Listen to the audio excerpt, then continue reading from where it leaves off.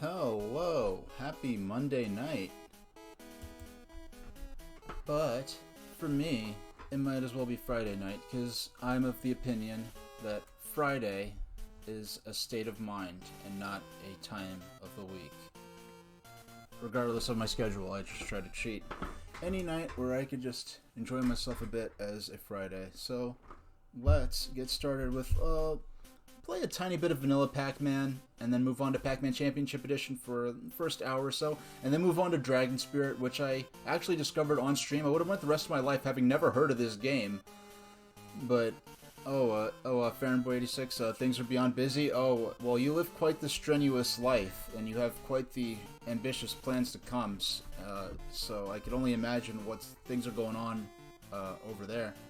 So hopefully I could be a little bit of entertainment for that. Let me open up. I have this cropped for 4x3 because the NES games I'm going to be playing on this are 4x3, but the actual game I'm playing is on the Switch, so it's in widescreen. It's a Namco Museum compilation. Where's the? Did I? Oh, there's my timer. Okay, there we go. I just want to set my on-screen timer. I'll set that for 60 minutes. There we go. And then after that, for the rest of the stream, we're probably just going to go ahead and play Dragon Spirit. Oh, you're at work, and so you'll be in and out as I can. Hey, don't worry about being in chat. Just do what you need to do. And I'm glad I could be some source of enjoyment for you tonight. Okay, let's start with a tiny bit of vanilla Pac-Man, just for like 10 minutes, just to draw a comparison between the traditional version of Pac-Man on NES and the Championship Edition. And Pac-Man Championship Edition is a game that I really was almost coveting since it came out on the 360, and I never had any system that had a version of Pac-Man Championship Edition until the Switch. Apparently there were a couple of versions released on compilations I did not realize. I know the original version was on Xbox Live Arcade, and that was back at really the dawn of downloadable games for home consoles being a significant thing. I think really the Xbox, and this was the first to do it in a very small amount. I know they at least talked about downloadable, like, small games for the original Xbox through Xbox Live, but the 360 is really what got started with the Xbox Live Arcade.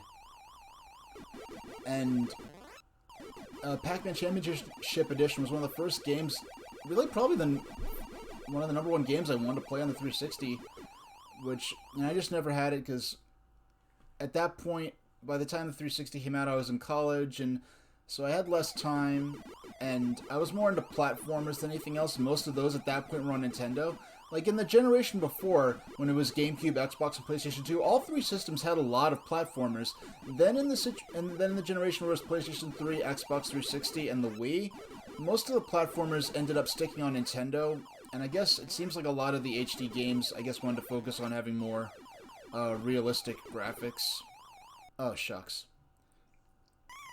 So there weren't as many games on the 360 and PS3 as... I mean, there are great platformers for both the systems, especially the PS3.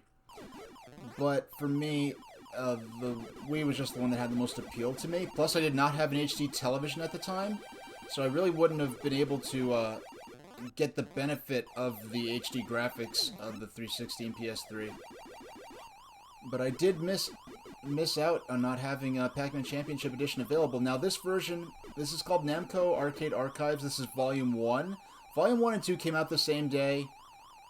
It's a little annoying. I'd rather it be maybe a little more expensive and just have all the games be on both editions. But anyway, they made a NES version of Pac-Man Championship Edition, which was originally an HD, widescreen game.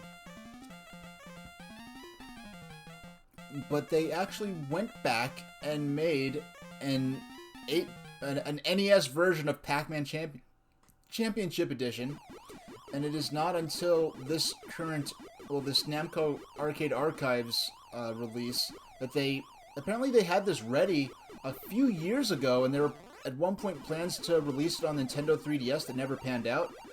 But I'm glad it happened this way, because now I can, 3DS is hard to stream, unfortunately. Shucks. Hey, 1337, 0 points. That's pretty cool. Okay, time to ruin it. But then, but they didn't just make an 8-bit style version, where, there are games like Shovel Knight that are kind of in an 8-bit style, but the graphics and sound, even though they're in an 8-bit or NES-inspired style, are still something that could not run on an actual NES.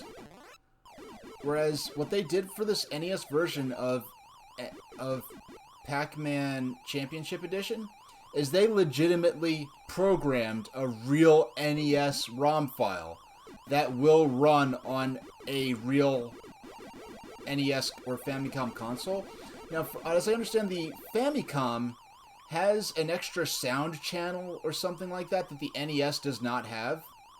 So I think certain sounds don't play correctly when played on a North American NES, but tinkerers have gone into the files, gone into Namco Arcade Archives, pulled the the NES ROM off of here somehow, and have gotten it to run on an EverDrive, which is pretty nuts. Now, the artwork I'm using on my layout is for the Famicom version of the cartridge release of Pac-Man, and Famicom being the Japanese equivalent of the Nintendo Entertainment System.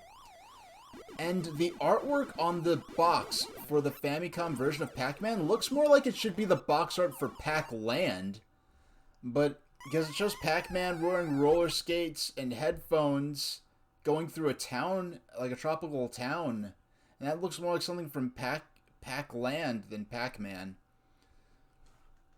The reason I'm using the Famicom box art is because the format of the box, like the dimensions of the box, are more friendly to me being able to have the game, have the box art in full in the upper right, and then have my webcam beneath it. Whereas the NES box art, which I have used the NES, I'm using the NES box for Dragon Spirit when I switch to that game. And when you see that, you'll see my webcam view is a little scrunched down in the corner. It's not quite as spacious as it is here. I mean, there are other ways I could set up the box art and my layout so that I don't have to deal with the crunch or so much, or the game box crowding out. I just want the box to be as big as possible, so I just blew it up as big as I can get away with. I mean, there are other setups I could do where I could just have a window and then just shrink the box down in there to fit inside that section of the layout. Now, if I need to adjust my audio at all, if I need to make my microphone louder or quieter, or if I need to make the game audio louder or quieter, let me know in chat.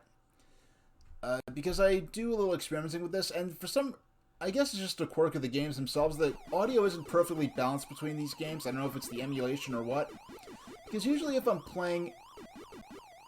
Oh, I guess that's not true, because when I switch from this to Final Fantasy VII, I do have to adjust the audio a bit. I have my presets ready, where it's like, okay, when you switch to FF7, set the audio to this, and if your microphone's here, then I don't want my microphone to be too much louder than the game, but I don't want to drown the game out. I personally am also not a fan of playing unrelated music over gameplay.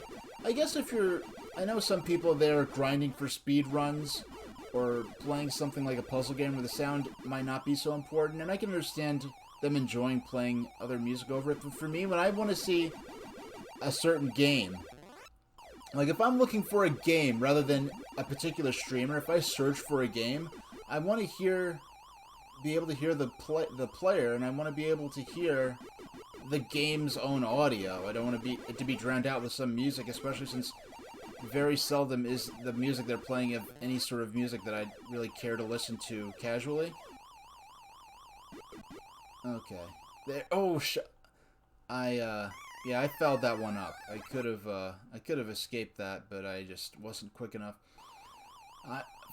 Because I'm so used to playing NES Pac-Man on the Game Boy Advance SP, even though I have not popped NES Pac-Man in my Game Boy Advance SP in over a decade. Because I remember I got this when they were coming out with my experience with the NES version of Pac-Man. I used to play the ROM file on my laptop, in high school. And then later on, when they started releasing NES games in the Game Boy Advance as $20 cartridge releases, I went ahead and got this just because I wanted a good version of Pac-Man I could play on the go.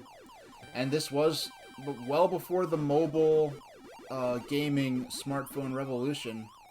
And so I had my Game Boy SP, and if I wanted to play something real quick, Pac-Man was a good game to go to. And plus, all those NES games had sleep mode, which was very convenient. Because not all Game Boy Advance games supported sleep mode. I knew this one kid down the street from me. He had a Game Boy Advance SP, and he assumed when you closed the lid that the game went into sleep mode. And I don't even think this was... I think this was before the Nintendo DS came out, which actually worked that way. So I guess he was just confused, and I had to tell him, no, like, you have to turn the game off. Some games have a sleep mode, but you have to go into a menu and activate it manually. But boy, it was really great. Around 2003, 2004 is when a lot of Game Boy Advance games started taking advantage of the sleep mode, especially first-party Game Boy Advance games. The first Game Boy Advance game that I played that I encountered sleep mode in was Golden Sun. And that was so amazing. Just the idea... It just felt like that it just seemed so advanced and cool. It's like, oh wow, I can put the game to sleep and not have to just turn it off. I mean, with Golden Sun, like, that wasn't the kind of game that you really needed that so much with. I guess if you're deep in a dungeon. I haven't played Golden Sun since not so long after it came out, so I don't quite remember if there was any sort of... Alright, so let's go to the main menu. We're done with Vanilla Pac-Man, and we'll hop into Championship Edition. And we'll play that for the rest of the hour, for the next 49 minutes and 10 seconds and counting. Now, this is a different game, so if my audio needs adjusting or anything like that, feel free to let me know. Alright. Now, I did hear before I played that for some reason the capture does not. You know what? I guess it's because it's the flickering effect. The flickering effect of some of the text where it says like "go," it is not captured properly by the capture card. It's just a frame rate thing. It's the nature of the way they program the graphics for that element of the game. But something about I was really impressed that this sound, and this game gets really fast, that they were able to pull out the way the sound goes, the speed of it, the sort of strobe effects on the corners of the maze, that they were even able to pull this off on the NES. I know it is just Pac-Man, but I'm sure they probably pushed the limits of what the NES was genuinely capable of back, because this is... what you're seeing here is something that could run on a legitimate NES. Like, if I went back in time and said, hey, Namco, I programmed this new version of Pac-Man when we released it on NES, back in the NES era, they could have done so if they chose to. But something about this version of Pac-Man, even though it is, it's a score attack game, but something about this is so beginner-friendly. I imagine that if I had this version of Pac-Man, I would have had even more fun with it as a kid. Because, well, I guess it's the fact that it's timer-based. You're not so reliant on having to be really good to continue playing. With this, you can just keep playing, and if you die or get a game over, you're not really set back so much. So you can practice and get better and better at it, but, even a child could probably get as much... A child, if I was a little kid... I could probably get a lot more fun out of this. When I was first playing Pac-Man, it was the Game Boy version. I was in 3rd grade at the time. And I actually got it because I was just so interested in the history of video games. And I knew Pac-Man was an important part of that, so I wanted to get my own copy of it. And at the time, my systems were Game Boy and Game Gear. And I could get the Game Gear version, and it had you know, full color visuals, but you know how the battery life on the Game Gear was. It was not that great, especially with the batteries that were available at the time. So I chose to get the Game Boy version because 4AA's lasted seemingly forever. I mean, I played my Game Boy all the time. My original big gray brick with the cabbage green screen. And I feel like I played that thing non-stop, and I feel like at most I changed those batteries maybe once a month. The most I ever burned through batteries was maybe while I was playing Pokemon and was the original Pokemon Red and Blue and was totally hooked on it. Now I'm not doing that great here. I mean, and if I die, it's just going to tally the score as I've... Shucks. I wasn't able to turn back in time. Now, the original version, shoot.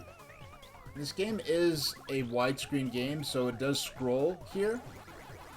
I've yet to play a game on... Because I play mostly retro stuff, even if it is on a modern system, I've yet to encounter any situation where I need to play a game in 16:9. And that'll be kind of awkward, because I do like my 4x3 games, because I can... Oh, shucks. Because with these 4x3 games, I can have this nice setup where I have my webcam in the corner, and I can have the game's box art, and I can have my information scroll on the lower left. But here, I just got to... But if I ever play a widescreen game, I'm probably just going to have to do a little tiny face cam, not have this big view. Hey, Tundex, yay, how you doing? Happy Monday night. It's Friday in my heart, because any evening where I could do what I please, I consider a Friday. Yeah, I'm playing Pac-Man Championship Edition on the Switch. You were... I was about to say, I did not play as bad as I was doing. I played a little bit of... Oh, excuse me. I forgot to switch my game box art from Pac-Man to Championship Edition. Yes, this image here is actually an official image from Namco. They made a Famicom-style box art for Pac-Man Championship Edition, which is really cool. But the interesting thing that I did not notice until recently, or learn about, is apparently at the time the Family Computer, Nintendo's first, interchangeable cartridge proper game system, was on the market.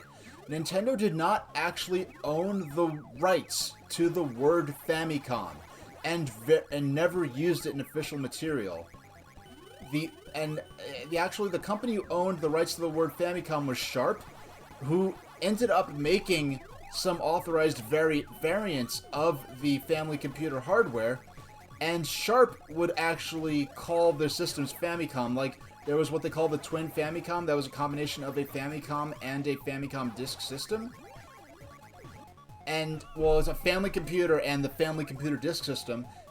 Sharp made a combined unit of the two and called it the Twin Famicom.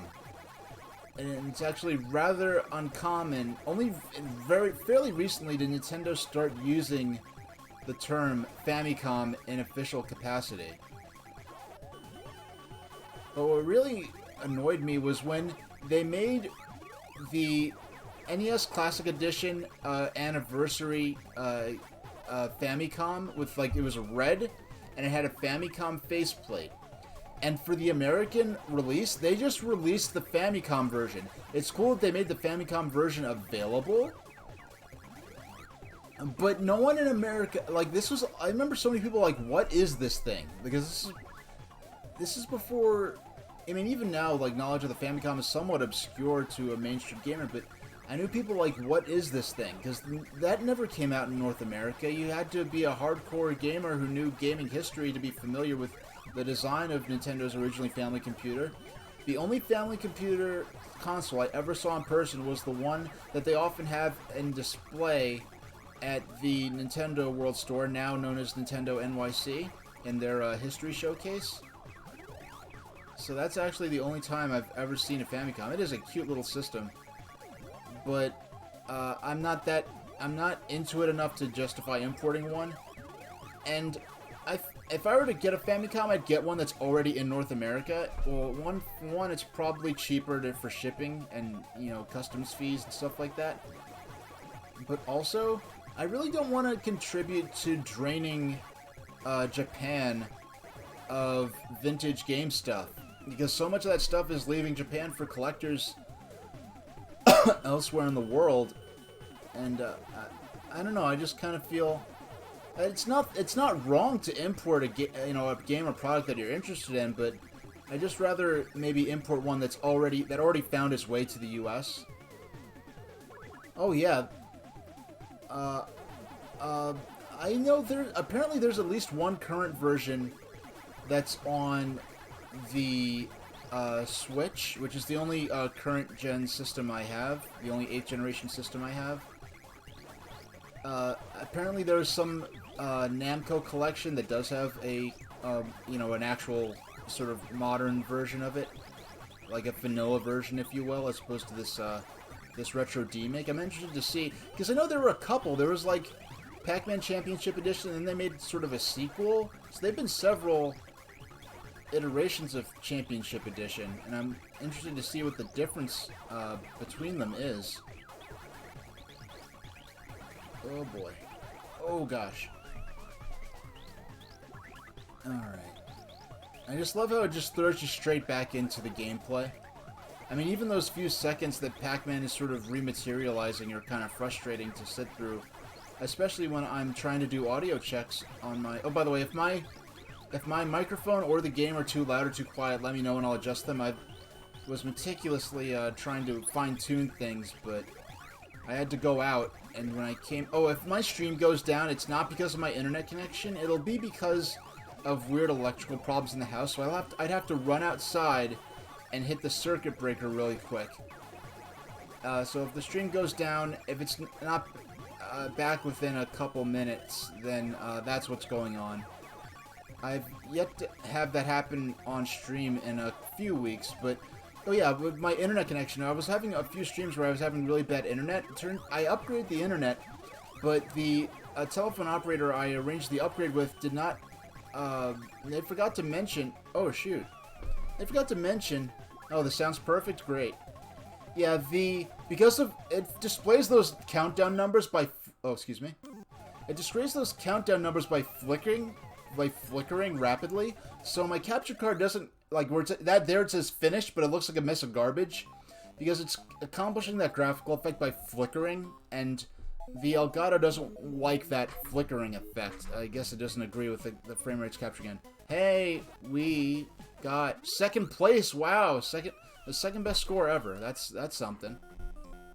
We have another 38 minutes to see how far we can get, and then I'm gonna jump into the Dragon Spirit, which is a game I would have went the rest of my life without playing, or I eventually probably would have heard of it, I'm sure, but I never really was aware of it. I just saw it because it was on here. I actually have it, I had made a highlight of it, my first time discovering and playing it.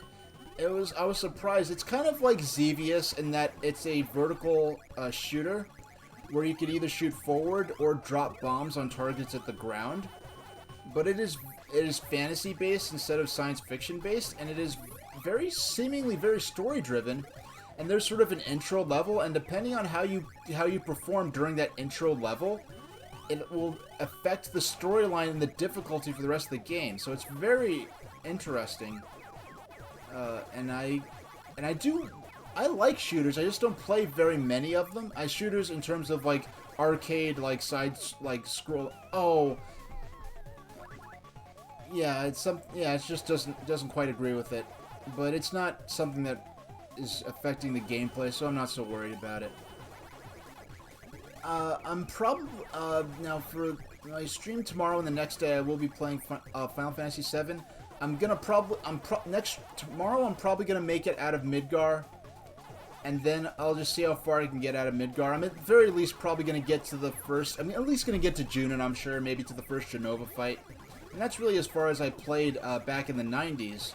In 2002, when I last played it, and Farron Boy, who's in chat earlier, he was actually we played some of that together back then, but I didn't get, I really wasn't, in the 90s especially, but not, even in 2002, when I was more familiar with RPGs, this is really the first time I'm playing this, being fully savvy of all the different mechanics and different ways you can customize your character in Final Fantasy VII.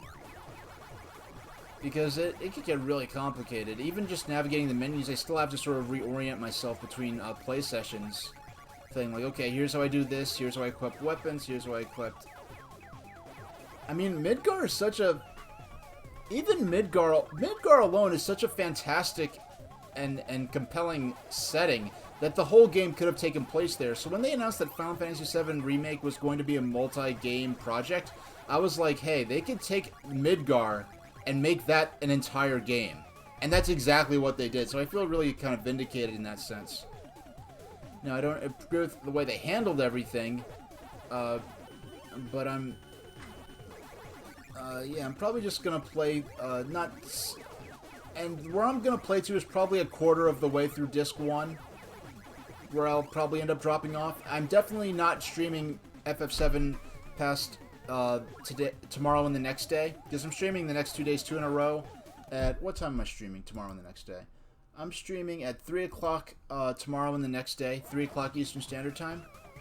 I'll be playing just about a half hour of Pac-Man Championship Edition just as a warm-up, and then move on to Final Fantasy VII for a few hours. And I don't expect to beat the game, but I'll see if we'll probably get up to Junin or so. If you have any context for what that is, I'll definitely get through at least Midgar and the flashback that follows Midgar. Because there's a lengthy flashback scene that begins soon after you leave the city of Midgar. That was a really memorable moment in the game, and actually quite a little bit scary. It was really creepy, sort of the themes of that flashback. Well, that whole section was in the Shinra building after you've been captured. It's all pretty creepy with, when the monster escapes and all that, and kills a bunch of people in the building. And you learn the backstory of the monster and everything. Alright. Get back here, you ghosts. There we go. Yeah, the Pac-Man sheet backdrop, it's cool, but it's gonna go once I get replaced with something better. It's not working the way I hoped. And I do have posters and stuff I got specifically to be backdrop items, but it's not really... It's good for these streams, but I'm gonna eventually replace it. I'm gonna upgrade it with something else. I have a Sheriff Hayseed poster. I originally was just gonna tape it to the wall, but actually, it is so nice that I do want to get an actual frame for it. I have to go ahead and get working on that. Alright. Oh, shucks. I have to learn to be faster. I have to learn to... Okay. Let's see how many points I can get.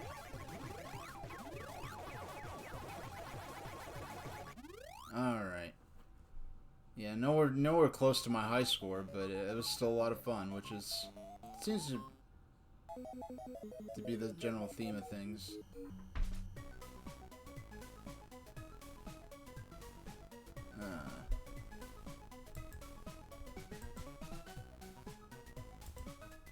I'm just looking at something real quick, excuse me. Alright. And this music here is actually from Pac-Man, which is another... Oh, you got a green screen, huh? I guess I'm not especially interested in a green screen, so I'm probably...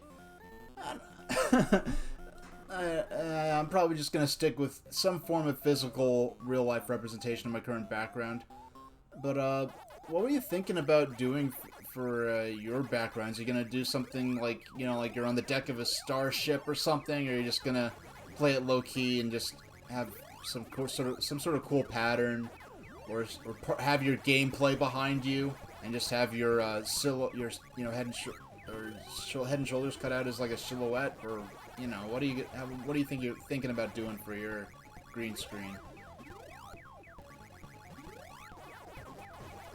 I actually had a second lamp that I was going to use for lighting lighting these streams and my YouTube videos. But I ended up breaking the lamp, and during one of my last test streams before I started actually doing these live. So, it's a nice lamp. It just has this weird light bulb that I have to order online. And it's not like I can't afford it, it's just that there's always better things to spend the money on. So you're gonna keep it fairly simple, huh?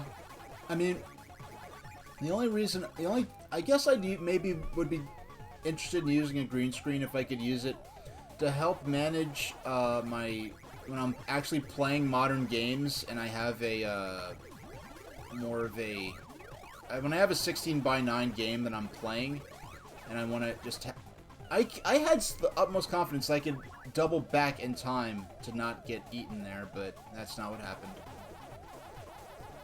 I get overconfident, and plus this is so relatively low stakes, because, I mean, there are a limited number of lives, but effectively I have infinite lives. I can keep playing, so I'm not so stressed out, whereas in traditional Pac-Man I would have been much more cautious. Oh, shucks. That was just me fumbling on the D-pad. I need to remember to actually wait till they all come out of the ghost house to start to eat the power pellet, or energy cookie as I think it's described in the flavor text for this game. So in a half hour we're gonna switch to Dragon Spirit. Ooh, okay, I need to stop messing around. Oh, and I need to stop running my mouth too, but that's another story. The point is, I have finally... Alright, there... Oh, there... That's... Oh! If I did not... Hey, I'll see you around. If I did not double back up that corridor, I would have been able to get the ghost there and not die. And because I remember when I was a little kid, when I'd grab the power pellet, oh my gosh, I'd use the power pellet as an yeah, there I actually ran out of lives, because I would have still been playing for, I made it almost 3 minutes in before I got clocked out. Yeah, this time we're gonna, well, typically, lately I've after my first couple of sessions, I've generally been able to play through to the end of the 5-minute time limit.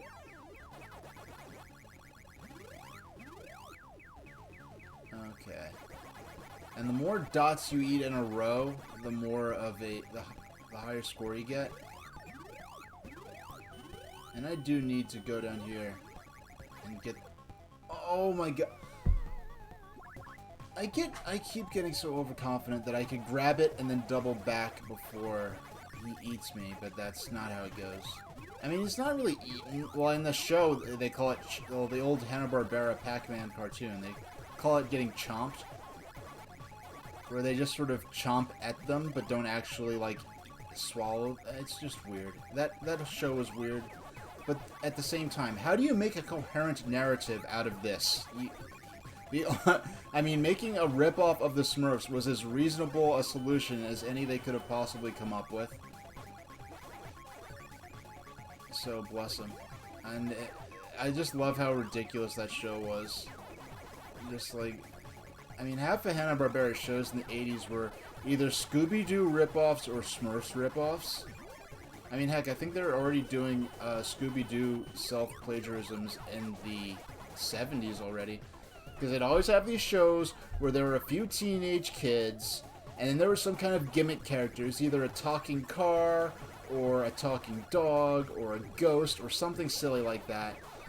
And they would be solving mysteries together. And then you'd have the Smurfs ripoffs. Really, the only Smurfs ripoffs I'm aware of were Pac-Man and the Snorks.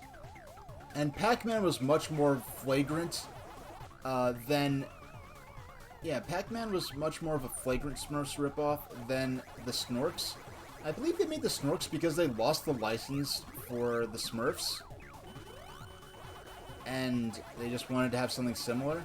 Now, the Snorks, all I remember about the Snorks is that Aki the Octopus, which is, I think his name is All-Star, like the main Snork, one of the main Snork characters is Pet Octopus. Aki probably had a huge influence on the way some of my characters from fiction act and sound and emote, that specifically being doorworms. But they're not a ripoff of them. I really didn't kind of realize the similarities because I hadn't watched the Snork since like the mid-90s up until I was able to watch it on Boomerang, and I was like, wow, these things... Aki kind of acts a lot like how I always imagined doorworms to act, and doorworms I came up with a lot later, but I'm not going to talk a whole bunch about my own creative endeavors that I really haven't posted much about outside of like the artwork I use on, you know, for my hold screens and stuff like that, and I'm on my avatar on social media. I really don't haven't really published much of what I have because a lot of it's not even complete, or if it may be complete, but my talents have improved so much that I really don't consider what I had then publishable unless I rework it fundamentally. There we go. A cup of coffee. They call it fruit, but there are things like, well, there's the keys, the Galaxian ship, but then there's just like a cup of coffee where it's like, okay, that's not even a food item anymore. Or the bell.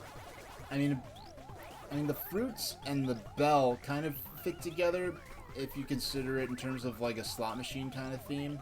Because like bells, cherries, plums, those are all shucks. Those are all things that would appear on traditional slot machine reels. I remember, I'm not really big into gambling and slot machines. The only casino I've ever been to was, me and my friends, we went to Mohegan Sun for my friend's honeymoon. And there are all these slot machines. I mean, most of the slot machines are just glorified, just giant touch screens where you just touch stuff, and that's not really... I mean, when I was a little kid, I always couldn't wait to try a real slot machine because it had spinning things and a lever you pulled. And when you're that age, there's nothing cooler than a machine that has a bunch of spinning things and a lever you can pull. And if you're on the autism spectrum, then those things continue to appeal well past early childhood. So I always wanted to... So I was always interested in like those old classic slot machines, you know, especially the all mechanical ones, the pre-electric, pre-computer ones. And at Mohegan Sun, there was these couple of little sections that had these slot machines from the late 80s, no, the early 80s or late 70s. And I'm like, okay, this is what I want to see. A nice old-fashioned... I mean, yeah, they didn't pay out with physical coins anymore. It was all, like, based on, you know, the credit card... Well, the card payment system where it pays out onto your card. And I was like, alright, cool. These are proper slot machines. And then I sit down, and, you know, proper slot machines with, like, an arm that you... with the lever you pull. And... on all the old slot machines, the lever was disabled, and you were just pressed a button to activate the slot machine. And I was like, okay, this is my first time in my life at a casino, first time in front of real slot machines, and I can't even pull the lever on the slot machines to play the game. This is rubbish. I was just not into it. I'm not into gambling. I'm not into cards. I'm not into games of chance. I just wanted to I just wanted to pull the lever and see the pretty flashing lights and see the wheel spin. And I can't even pull the lever. So it's like, okay, why even bother at that point? If I ever go, I'm probably never going to go to another casino again. But if I do, I'm going to call and say, hey, do you have old machines from like the 80s or 70s? Like the old-fashioned, no gimmicks, no touchscreen nonsense. And I'm like, okay. And they say yes, good. Now, do they have the arm you could pull? And is the arm disabled? Because it actually said you weren't even allowed to pull the lever on the slot machine. You were supposed to press the button. And it's like, oh, come on. Where's the fun in that? Like, I don't even want to win. I just want to see the pretty flashing lights and see the wheels spin. And they can't even give me that. If I could pull the levers, if I was allowed to pull the levers in the old slot machines, they would have made so much money off of me. Because I have no delusions of, you know, having some big, you know, fantasy jackpot. I just want to play the game. But if I ever own a slot machine, it'll be like one from probably the mid 20th century or earlier, where it's 100% mechanical. One that takes like $half or actual silver dollars. Like those all mechanical slot machines, it is so cool just looking at videos of them. Or one thing I'd love maybe is an old pachinko machine. You know, before it was all, you know, slot machine like in terms of being like a modern slot machine. Just something like a legit, like mid 20th century slot machine. I mean, a mid 20th century pachinko machine. That would be so cool to own. Even if it was like a modern version. Oh man, I'm tearing it up. Yeah, I got on to... Man, I'm really... Ooh, I should have went down. I should have went down. I could have made it if I went down. But it's scary when I let things go on for too long without collecting the fruit, because then when I'll end up in a situation where the ghosts are between me and the next bonus item, and I can't reach it in time because you can't. This other side of the maze won't transform and reload with dots until you eat a certain amount of the dots that are already on the maze. And once you eat, I think it's like 80% of them, then it transforms the other side of the maze and reloads the dots, and you just have, once you get the fruit, because you just have to eat a certain amount of the dots on screen to be able to collect the fruit, because it won't appear until you get the right amount of... Ooh, how you like that?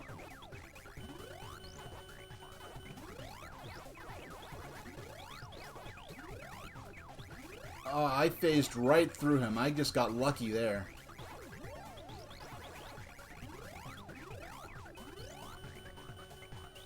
Yeah, let's see if I can go for the high score.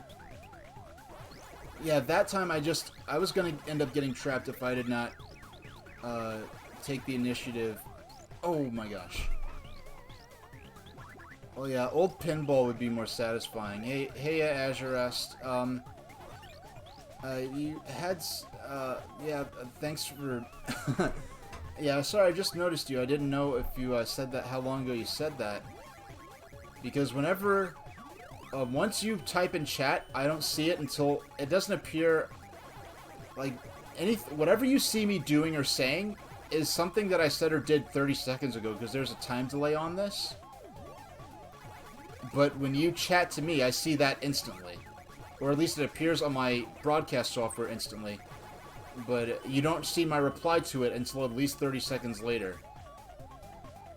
But if I'm keeping up with it properly... Okay, let's see if I can... Oh, shucks. Let's see if I can... Oh. Okay. Alright. And here's my... Now, how Pac-Man Championship Edition works, if you weren't here for the explanation, Azure Est 714, is that the game will end within 5 minutes. And each minute, it's laid off on this graph here, what my score was, in terms of the dots I was eating, the bonus items I was eating, and the ghost that I was eating. So this lays out my statistics throughout the 5-minute period. And the point is to, that's my third best game I've ever played here. See, there I am flashing at third on the...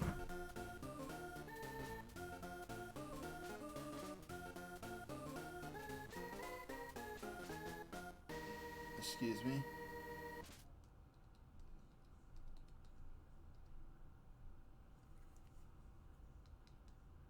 Alright, now that that's taken care of. Yeah, so I have 5 minutes to get as much score as I can. The game will end sooner than that. if I lose all of my lives, which are in the lower left.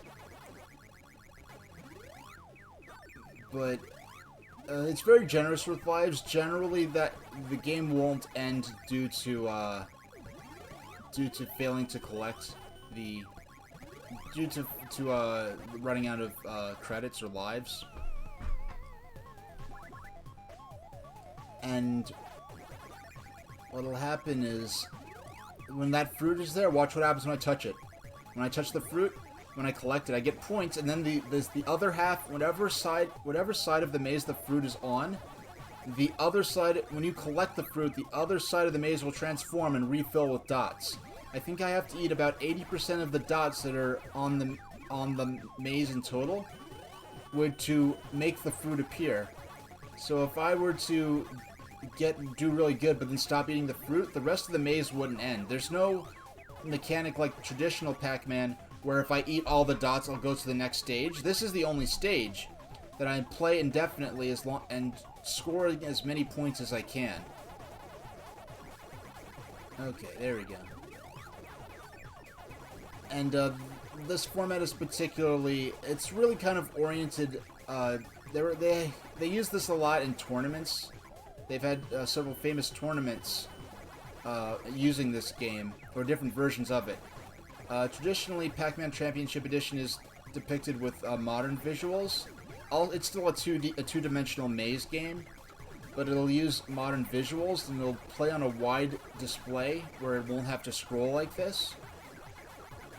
In traditional Pac-Man, scrolling like this would be a huge detriment, but here, it actually isn't so much of a big deal. It's probably not ideal, but it's not like I'm missing out on really what I need to see in order to play the game effectively. At least that's how I feel, this being the only version of this game that I played. Now, in about 14 minutes, I'm going to switch from this to Dragon Spirit, which is another NES game. Well, this is an NES game, it's just not a game that came out when the NES was an active system. There was never a cartridge released for this back in the 90s or 80s. This is a modern NES game that was made sort of as a throwback, where they took a modern version of Pac-Man and reimagined it in the style of an older style game. But, let's see. Got that. And there we go. I want to try to grab all 4 ghosts. Now, when I was a kid, I would drive my mom nuts when she watched me play, because I was a little kid and wasn't that good at the game. I would use, when you grab the power pellets and the ghosts start to run away from you, I would use that as an opportunity to collect more of the dots, because really my objective was to complete as many mazes as possible, not necessarily to get the most points as possible, which is really the more professional way to play. So I was like, no, get the ghosts, get the ghosts. And I really didn't care about my score as much as I played about filling the ghosts, but my mom understood that I was just a little kid, and I didn't understand, what it meant to be, in a skating rink back then, trying to impress your friends by getting the high score in this. But the only time I really played an original, actual arcade, Pac-Man arcade cabinet, because if you think about it at the time, in the 90s when I was interested in learning and playing all these older games, the 80s, it was in the mid-90s, so this really kind of just happened. It would be kind of like a kid today being interested in the original Wii. But even by then, a lot of these arcade games were very rare to find them in public. But there was an exhibition they had at the Liberty Science Center, which is this really awesome children's museum in New Jersey. And I remember learning about, imagine being 4 or 5, and I learned about the Tacoma Narrows Bridge disaster, because there was a project about engineering and how bridges were built, and I was so fascinated by the Tacoma Narrows Bridge. And I just remember that, seeing that at the Liberty Science Center as a little kid. But then a few years later, it felt like a lifetime later, but it was only probably 2 or 3 years later, my parents took me there because they had an exhibition of old arcade games, because you paid to get into the museum, so they had arcade games set to free play, and you could play them as much as you want. And that was the first time, and really only time I got to play an original arcade cabinet of games like Pac-Man and Donkey Kong. I feel like that was a pretty competitive score. Let's see how good I did. Let's see how well I did.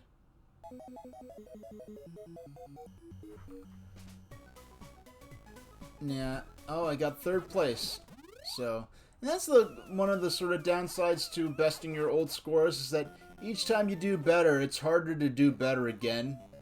So it would be cool if they, rather than have an online leaderboard that just has a high score of all the top people in the world who got the best scores at this, to instead have a percentile system where you can see how many people than this. You see your score in comparison to other people, but rather than just seeing like your ranking in the top list of everyone in the world who's played, you get your ranking compared to how many people scores are you're better than.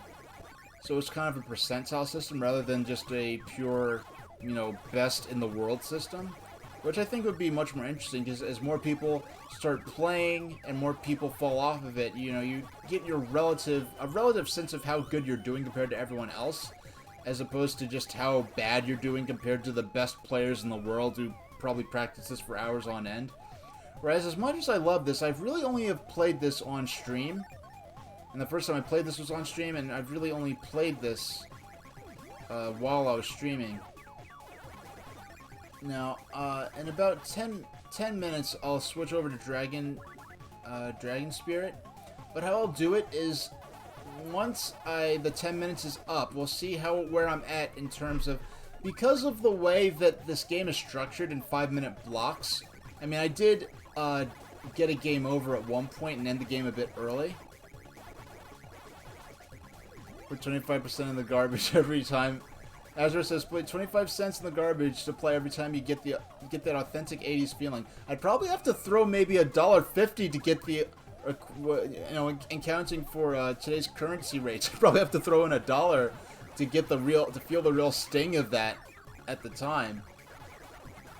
But one thing I really do feel, and some games really do kind of go, once in a while you see, actually today's, a lot of online games do this, where a game might be $5, but they'll put it on sale for 50 cents or a quarter or $1, and so many people will buy that game at 50 cents that it's worth it for them to sell it at that price, and they actually do make out pretty good.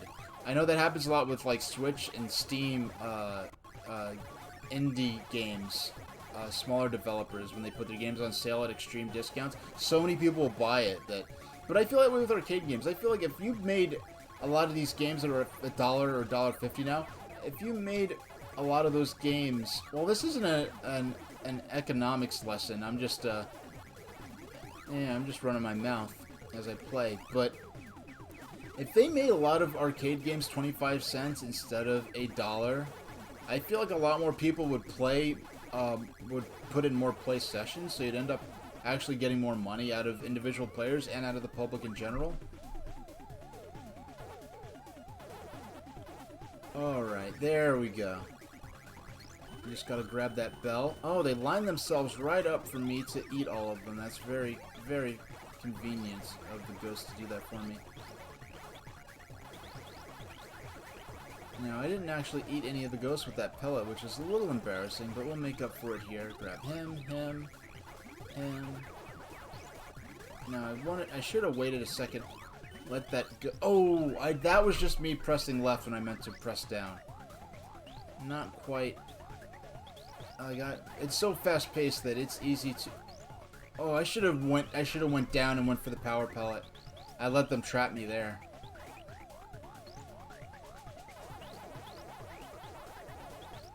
Ooh. I'm being clumsy. With only a minute left, I do not want to blow this. I want to actually have as much time to play as possible. There we go. Yeah.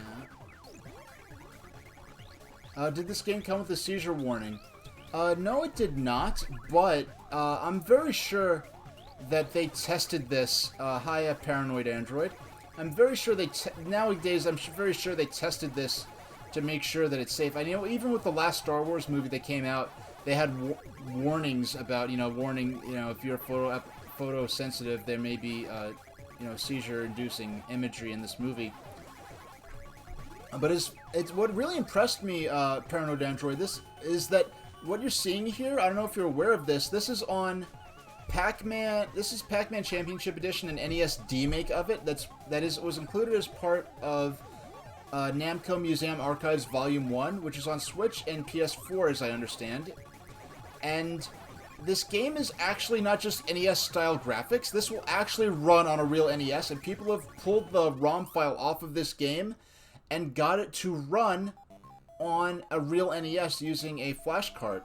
And they're apparently making reproductions of it. I mean, it's essentially a bootleg, but for hobbyist purposes, I mean, it would be cool to see this running on a real NES, and apparently it has been done. Now, in 6 minutes, I'm about 6 minutes, 6 to 10 minutes, because if I'm halfway through a game, a match of this, because all games of Pac-Man Championship Edition a game of this will never last more than 5 minutes. It is timed, so if you do not lose all of your credits, you will still, the game will still end in 5 minutes, because this is a sort of a time attack and a score attack game at the same time. And I will go ahead and switch over to Dragon Spirit, which is another game on this compilation. Are you familiar with Dragon Spirit, Paranoid Android? It's a shooter kind of like Xevious. I actually discovered it on stream because I really mainly got this compilation for this particular game. But you're not familiar with Dragon Spirit. It is a shooter kind of like Xevious, where you can either shoot ahead of you or drop bombs to hit targets on the ground. But it is medieval. It is kind of fantasy themed instead of being a science fiction game. And the main character has a sword that transforms into a dragon. And I was really surprised because it is a very story-driven vertical shooter game. And the storyline and which stages you play, when you start the game in it is kind of an intro stage.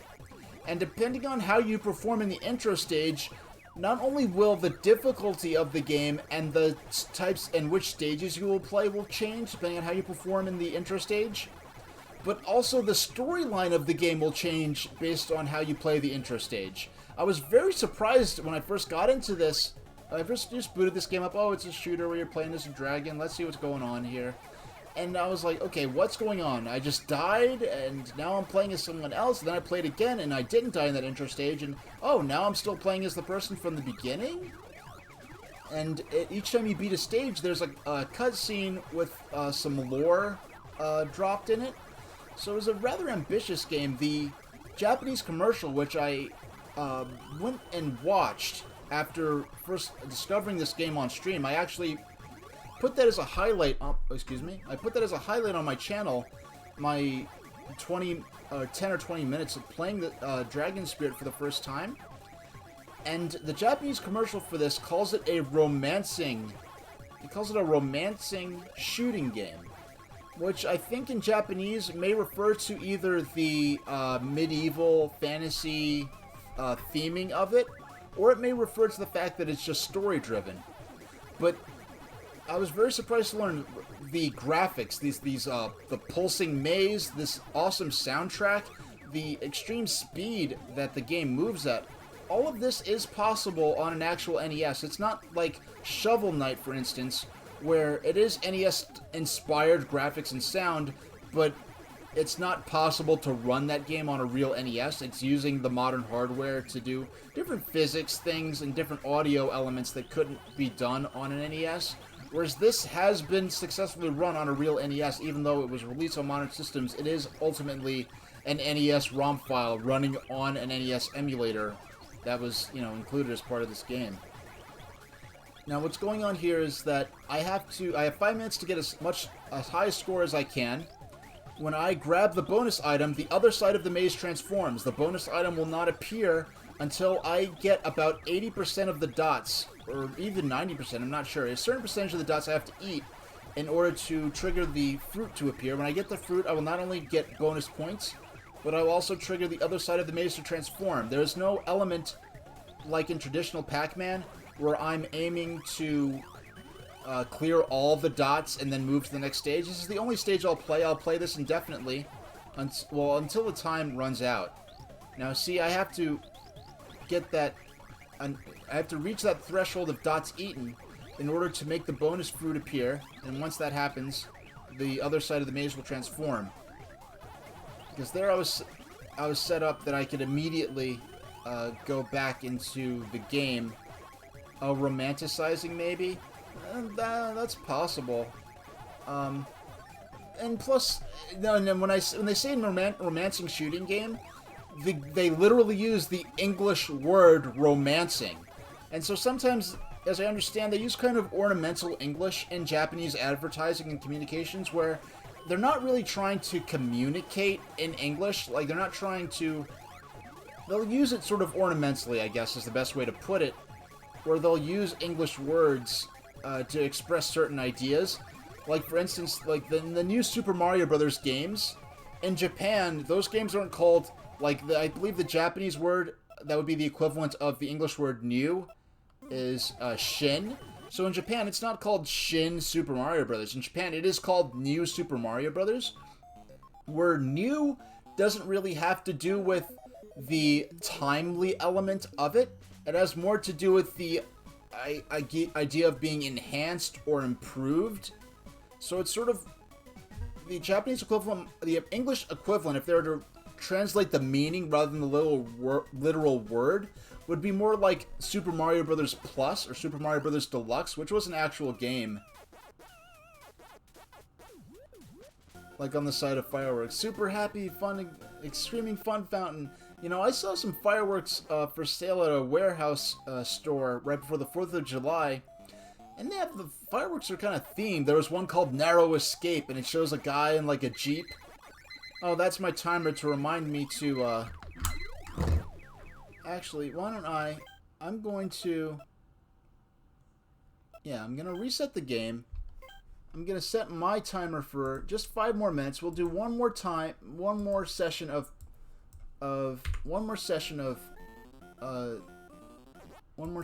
this. And then at the end of that 5 minutes, we're going to switch over. We're going to have a very brief intermission. And switch over to Dragon Spirit. And I'm probably going to play that for the rest of the stream. And this game starts off very slowly, and then it just picks up as you play, it just gradually picks up. Now, there's this element, I'm not sure exactly how it works. I think it's when you turn corners. And Pac-Man, you'll see those sparks around him, like he's drifting around the corner almost. The more you make those sparks appear, you get bonus points for that. And the more dots you eat in a row also will allow for a score multiplier. The scrolling this is traditionally a widescreen game for modern systems. This NES version, to be true to the NES, only displays in 4:3 and the game scrolls as you play it. And the way the maze scrolls is similar to a Pac-Man variant that Bally made in the 80s, because Namco made the original game. They licensed it to the pinball and arcade manufacturer Bally for North America. And Bally was so anxious to get the newest, to try and make some kind of sequel to Pac-Man, that they released several unauthorized sequels to Pac-Man. Those games included, well, Miss Pac-Man, which was actually adapted from a bootleg that Bally, I believe, bought the rights to and turned it into Miss Pac-Man. And then and Namco adopted that as an officially blessed. They gave their blessing to have that adopted into Pac-Man canon. But then there were other games like Super Pac-Man, and there was Super Pac-Man, Pac-Man Plus, and Pac-Man Jr., as well as Baby Pac-Man, which were made completely without the blessing or authorization of Namco, even though Bally had the legal right to make these games, but they were made without Bally asking permission from Namco, so it sort of soured their relationship, and it ended with Bally withdrawing. It ended with Namco withdrawing the arcade publishing rights from Bally.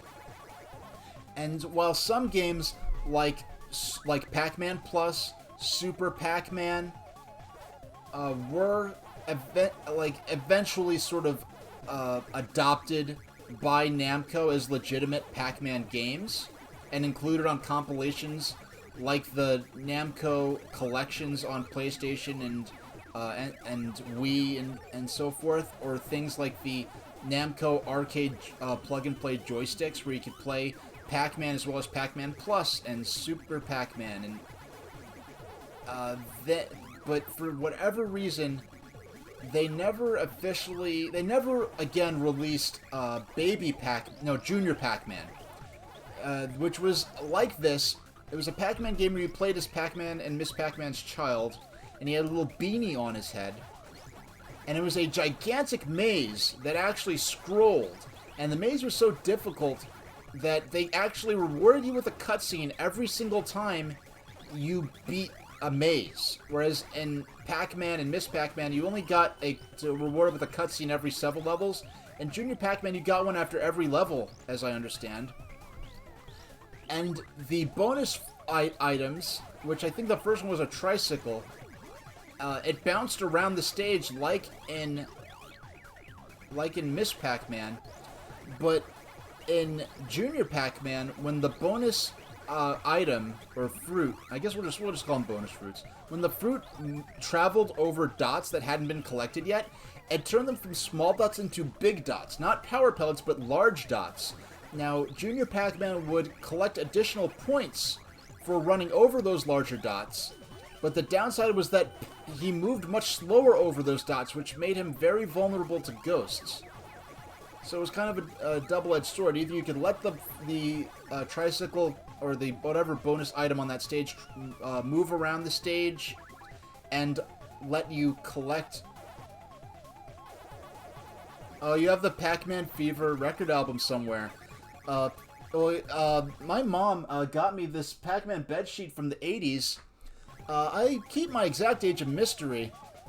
That funny sort of age where I grew up with, like He-Man and My Little Pony and the original Transformers. I grew up with those shows on reruns. They were just what was on TV. But then by the time Pokemon came out, I was still a kid. So it was interesting. I'm familiar with sort of the older stuff and a lot of the relatively newer stuff. And anything I liked as a kid, I was really interested in the history of it, how that came to be. So I grew up in New York City, and there was that entertainment district in, third place, not bad. There was that entertainment district in, I'll just switch over to Dragon Spirit. And since this is all on the same compilation, it's not so difficult. But actually, let me go ahead and play this and just tell the story about Pac-Man. I'll switch over back to my Pac-Man layout. Give myself another 5 minutes and tell you the story about my relationship with Pac-Man. Okay? How about that? Just for you, Paranoid Android. Because you did come in here for Pac-Man. So before I switch away from Pac-Man, I would at least... I'll give you maybe what you came for and tell you a bit of my Pac-Man history. So, didn't make it here in time for Pac-Man Fever and, really the height of the 80s arcade scene. But anything I liked I was interested in and want to know the history of it. So I remember being 3 and 4 years old, and I grew up in New York City, and there was that entertainment district in Coney Island with those, with the amusement parks. So I want to know the history of that, and one day there was a show on PBS about the history of the amusement district and how entertainment came to center around the beach and the boardwalk and the Surf Avenue district of Coney Island in Brooklyn. So I knew the history of Coney Island from like 1910s times, about the showmen like George Tillieu, who founded Steeplechase Park, how there was the Sea Lion Park, and in addition to the Sea Lions, they ended up building one of the earliest roller coasters there, and the history of how there are the 3 great parks, Luna Park and Steeplechase and Dreamland, and how Dreamland was destroyed in a fire. Hey, Clacka Boy! I was just telling Paranoid Android here in chat, just sort of the history of my interest in Pac-Man. Anything I liked, I wanted to know the history of it. And I wasn't big into gaming, but when I did get into video games, well, actually, my first exposure to Pac-Man, my mom had a Pac-Man button from the early to mid 80s, and her jewelry box. You know, back when this is like I was like a toddler, I just remember seeing this, and my mom was explaining who Pac-Man was. I was like, oh, okay. And I didn't really learn to care about Pac-Man until I got into gaming in 91 when I got my Game Gear, and it was around like 94, 95 when I was starting to get interested in the history of these games.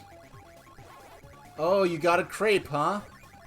Or I mentioned last week. I mean, I'm always mentioning crepes, but if you got something else, I can't imagine what. I know you like popcorn chicken, you like bubble tea. What goodies did you get this time? Chicken salad I mentioned once, I think. So once I started getting into video games and I wanted to know the history of it, I knew there was an NES and a Super NES, because commercials for NES were still, even Master System, were still on TV when I was a little kid. So I knew that there was an NES and a Super NES. I knew about Genesis and Game Gear. Oh, digestive cookies. Yeah, it's kind of like a nothing flavored cookie. It's kind of like a blandish kind of vanilla flavored cookie. At least that's how I perceive it. And so I wanted to learn about the history of video games. I knew that there was Atari that came before Nintendo, but I didn't know much more than that. And my mom had this book. It must have been from the it couldn't have been later than 85 or 86. About all these different fads that had come and gone throughout the 20th century. So you have stuff like flagpole sitting, goldfish swallowing, panty raids, skateboarding, surfing, all these things that had come about in the 20th century. Well, digestive cookies are actually this thing in the UK. Yeah, it's these cookies that came about in the UK in the early 20th century, and it was believed that because the cookies were made using baking soda instead of flour, and that was believed at the time they thought that anything made with baking soda would help settle your stomach. Now, I believe raw baking soda will help settle your stomach in some situations, but they thought that even cooking with baking soda would help. So they made these crackers called digestives that are popular, with your afternoon tea meal in England. And they're still called digestives to this day, even though they don't have... It's kind of like Dr. Pepper or Coca-Cola, where they're originally sold as some sort of, like, stomach or, like, aid or something like that. But, now we just eat them or drink them because they taste good. It's kind of like that. And in certain sections, certain supermarkets, you can get those types of things my time is out. You can get those kind of things as you could just buy imported groceries, whether it's from the Central and South America, or from England and Ireland, or from Asia, or they even have some stuff from Israel. So they're just different types of food you can get.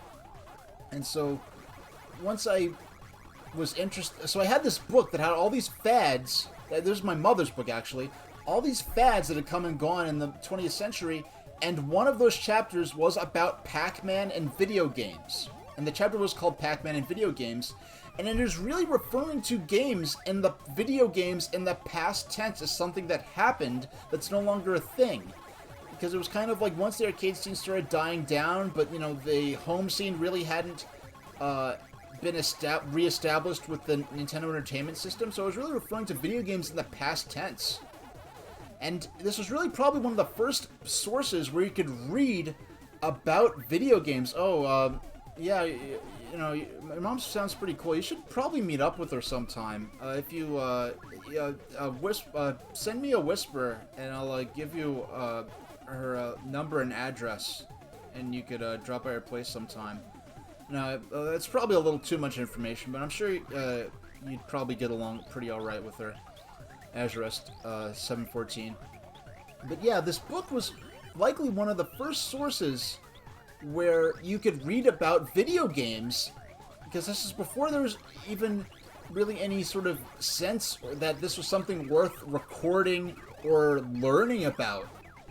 And so I just learned about the Pac-Man craze and how there was all this merchandise and a cartoon series and things like that. And I was just so fascinated by how it sort of, the craze of all the merchandise and the game itself, how it sort of became this huge cultural event.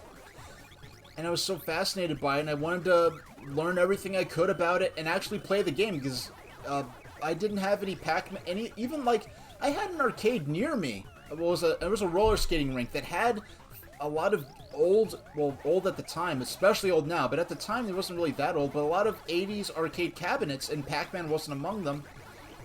So the first chance I had to play Pac-Man, I went to Funcoland with my mom, and I traded in a bunch of Game Boy games I didn't really want to play, that I might have had doubles of or didn't want to play anymore, and I traded them in for the Game Boy version of Pac-Man, because I had Game Boy and Game Gear, and if I played it on Game Gear, I could see it in full color, which is more accurate to how the original version would have been, or I could play it on Game Boy, where I actually, Game Boy actually had battery life, and I could play it for longer. And I'm sure my mom, my mom weighed the pros and cons to me. I decided to get the Game Boy version so that I could play longer, and my mom probably appreciated it because she wasn't having to buy me batteries all the time for my Game Gear. And so one day in a thrift shop, she saw these Pac-Man bed sheets, and she got them for me. What's interesting about these bed sheets, Pac-Man is depicted in 3 different art styles. There's this horned version, then there's this more version here, which doesn't have the horns, which is more similar to how Pac-Man was depicted in the Japanese arcade cabinet. Then you have this version here, where he's kind of depicted almost like a little amoeba with red eyes, which is how he's depicted on the North American arcade cabinet. Luckily, there's a pizza place in town that has 40 retro games. Okay, nothing is better than going into a nice little hole-in-the-wall... excuse me, I quit the games. I have to just exit into the menu. And we'll go ahead, and now that I told my Pac-Man story while playing Pac-Man, we'll go ahead and dedicate to... let me just... grab a little something to drink. Excuse me. Hold on. I'll be right back. I'm just gonna go get my Gatorade. It's right on the my little table over here. Crack this bad boy open.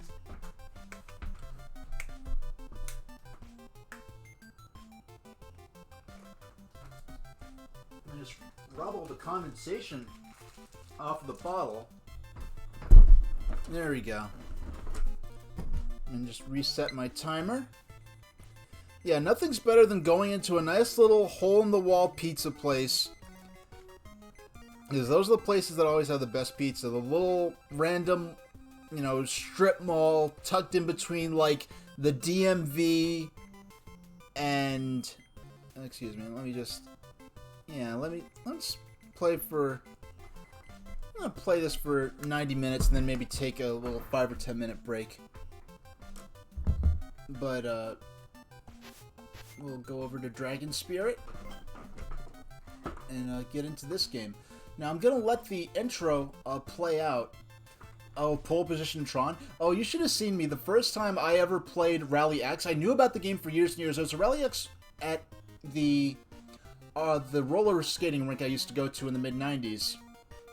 And, yeah, hole-in-the-wall spots are the best. It was a little... What was I getting at?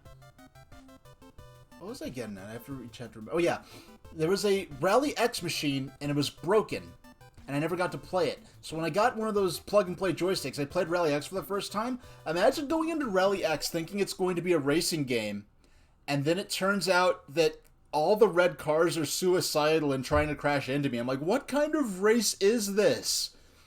Yeah, it's Rally X. It's really a maze game like Pac-Man in its own way. I wish Rally X was on here. I'd probably... Now look, so Time went by. The abominable incident by Zwal was fading away from people's memory. This is apparently a sequel to an arcade game. So, this is Dragon Spirit, the new legend or something. This is the backstory. But the monsters of darkness were not dead. Their growing power was ready to cover the earth again. Excuse me, I have to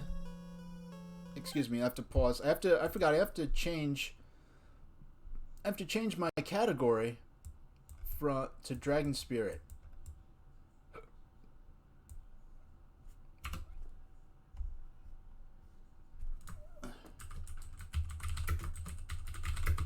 Romancing shooting game, Dragon Spirit. It'll be the new thread title. Yeah, there we go.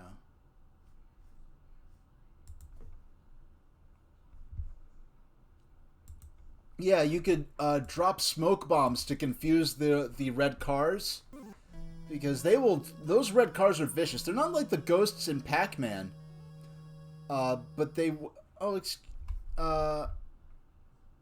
Excuse me, I forgot to turn on my alerts. I'm very sorry. Thanks for following me, Paranoid Android. Excuse me. Actually, let me go ahead and reset the game. Yeah, they're not like the ghosts in Pac-Man. Those red cars in Rally X, they will snap around. They will follow you around every corner relentlessly, and so your only chance is to drop the smoke screen. So we'll go ahead and restart the game. Get into the backstory of this. So, Dragon Spirit, the new legend. And I never heard of this game. I never heard of this game until I found it on here, and I actually am fortunate enough that I was able to catch my live reaction to it. I'm playing. This is the Switch version of Namco Arcade. Namco Museum Archives is what this game is called. It's playing on the Switch right here. I'm playing on the Switch Pro controller. So. But the monsters of darkness were not dead. Their growing power was ready to cover the earth. Yeah, I forgot to turn my alert box on, so I hope you didn't want to get... Well, you're already in chat, so I guess... Now, the new dragon legend is ready to begin. Okay, this is just the attract mode. Okay, there's a funny way to... Okay, now we're gonna start the game. So start. It just says start there. Now we have Dragon Spirit. We have the Star Wars style opening crawl, I guess. The hero, Amru, disguised as a blue dragon. More like transformed into a blue dragon. The hero, Amru, disguised as a blue dragon, is finally ready to fight this wall. And now, so we're already in the game here. Oh, gosh. I was so not Oh, okay. I keep forgetting. This is kind of like a Xevious, where you can either drop bombs. Oh shucks, I died. So that is a valid outcome. So now that we've died, this kid wakes up from a dream and looks like he has some toy dragons on his... Father, Leash jumped out of bed. He defeated Zoil. Ha ha ha. I am the evil master Galda. I will take Iris as my victim. Not as my prisoner, as my victim. Interesting wording there. I will take Iris as my victim. Son of the hero Amru. So Amru was the guy, the dragon we were playing as at the beginning. The guy who turned into the dragon. And he was defeated. So now his son is taking up the sword. And the sword speaking to him. Now we have Gold Dragon, press start. So if we had beaten that intro stage, it would have gotten a different scenario.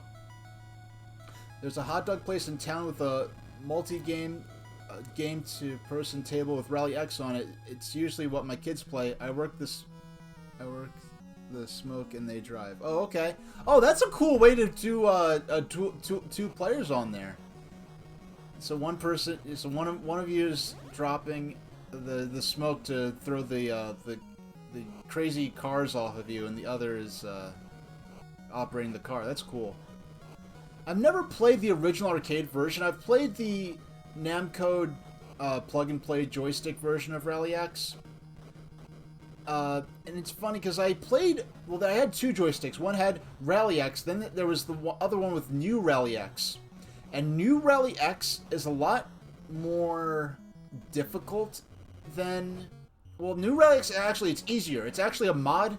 New Rally X is a mod for Rally X. When I can actually order the board, if you were an arcade owner back then, to modify New Rally X into Rally X, which made the game a lot easier, which, I guess, well, you're not... It's sort of the funny thing where it's like, okay, do I want the game to be as hard as possible to eat up more quarters? Or do I want the game to be a little easier so it's more inviting and people will be more inclined to play more frequently and for longer? And I guess they might have got complaints that that Rally X was too hard, so they made New Rally X, the modification of it. And Rally X, as I understand it, was the first ever video game to have what could be described as a bonus stage, which was called Challenging Stage. It's a little ironic, that wording, because Challenging Stage implies that this is going to be a more challenging level than the normal... Oh, they have chocolate digestives. Yeah, it's kind of like 1942. Does 1942 let you drop bombs? Because as I understand, I don't know the exact order. I know 1942 you just shot. And I think Xevious lets you drop bombs and... Xevious, I know, let you drop bombs and shoot. It let you drop bombs and shoot ahead of you. And this game's going to be a little harder to run my mouth because I have to concentrate on these targets. But also, as a general rule, if you need me to adjust the game audio, if you need me to make that a little louder for you, or to make my audio a little quieter, because in between games the audio levels do change a bit, even though this is on the same compilation, because each game has its own unique quirks about, you know, the audio levels and stuff like that. I have an ideal audio setting for the audio for my game capture that if I did a typical transition where I go to my intermission screen for a few minutes, I probably would have remembered to set that. But because I just jumped straight into the next game, I kind of forgot to adjust the audio a bit. Game sound up a tad? Yeah, that's exactly what I was... Let me look at my notes here. Audio should be 23. And it's now at 18. Oh, no. I just messed with my own audio. Excuse me. Game audio should be at 23. Turn my game sound up slightly. It'll be your new tradition to eat digestives when watching your stream. Well, I mean, when it's this late, you don't have much of a choice because the bubble tea place where you get your popcorn chicken from, I'm sure they're closed by now. Well, actually, well, it's 11:30 where I'm at. This is the latest stream I've ever done.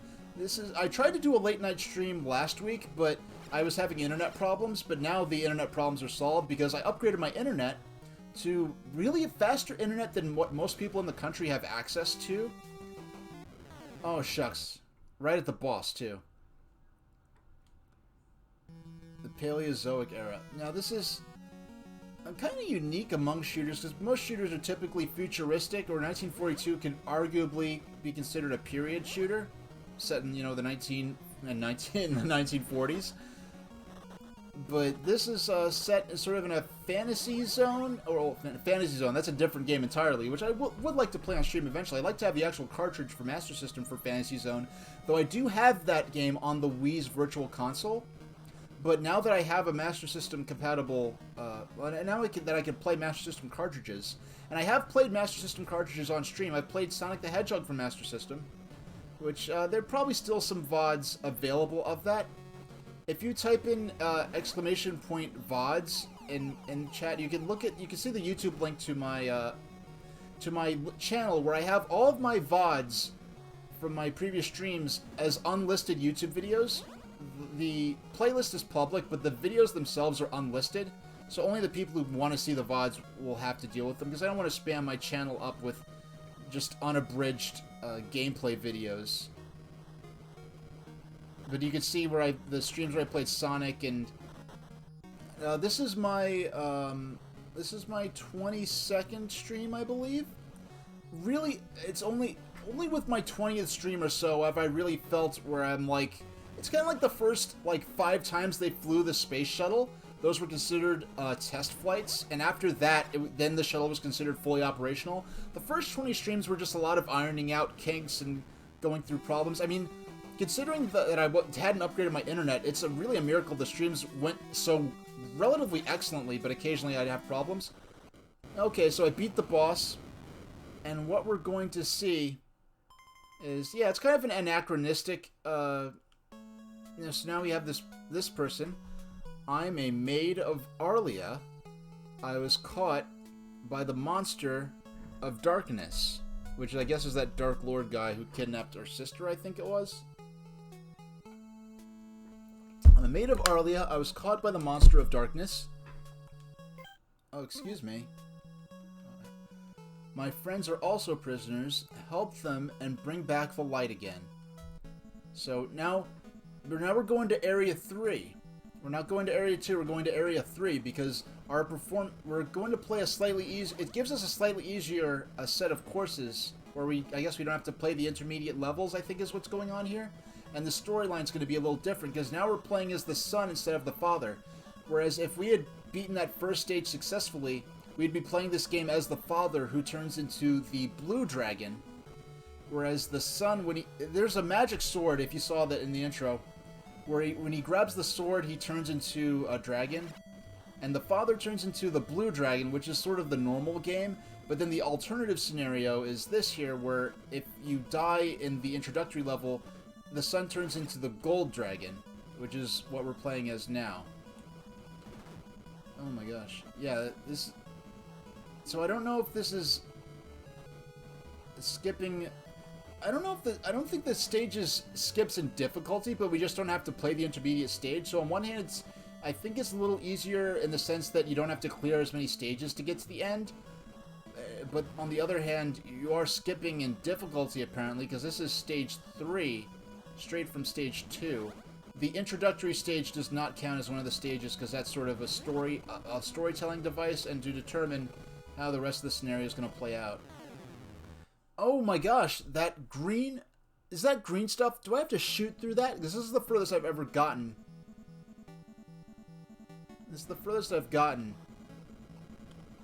in that stage. Because the first time I got here, I was really bumbling my way through the early parts of the game, and I did not know... This is really my second session ever really playing this. Yeah, I was sort of bumbling through, and I only had 1 credit left when I got to this point last time I played. Now, I don't know if this is sort of like Kid Icarus, where your score, yes, it is points in terms of, like, getting a high score, but it also doubles as a quasi-experience point system. I don't know if it's like that, or if it's just, you know, for the sake of your score. I know the Flash... Oh my gosh. I know, it's not a one-hit kill sort of scenario. There are 2 life bars in the lower left. I'm not exactly sure. I think the blue part is... Next time I get hit, I'll take a look at that and see what it looks like. And maybe get a sense... Oh my gosh. Yeah, getting really intense with dodging all these projectiles already. I really do like shooters, but I just don't play them that often, so it's cool. This is for this to be the first shooter I play on stream, because I've only been streaming for a couple of months. And for it to be something I was totally unfamiliar with and actually just discovered by accident. Oh my gosh, I have to shoot through this stuff. I have to shoot through this stuff. Please? Please? Okay. Oh my gosh, that is so challenging. Oh my gosh. It's giving me a fairly generous avenue. Okay, that was tough, but they gave me enough space that it didn't feel like it was an unfair challenge. Now, typically I would be in bed already. I don't have any particular... Oh, right, so now that's what I want to see. So now we're powering up a little bit.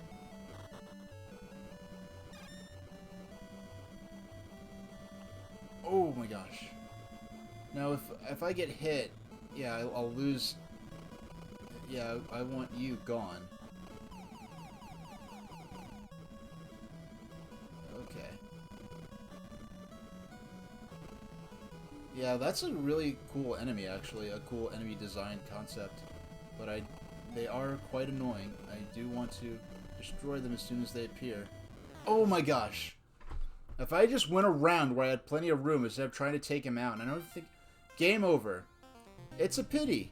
You're dead. How's that for an epitaph? Okay, so now we can try to see if we can get through the intro stage.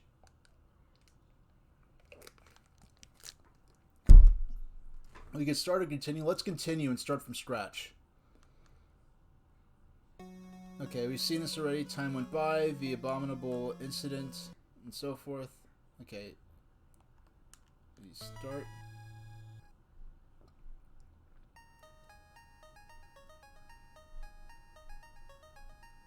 Yeah. Alright. Your armor disguised as the blue dragon is finally about to fight the monster Zwal.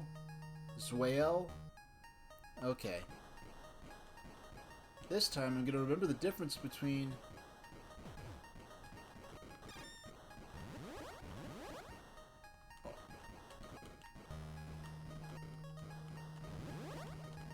Okay.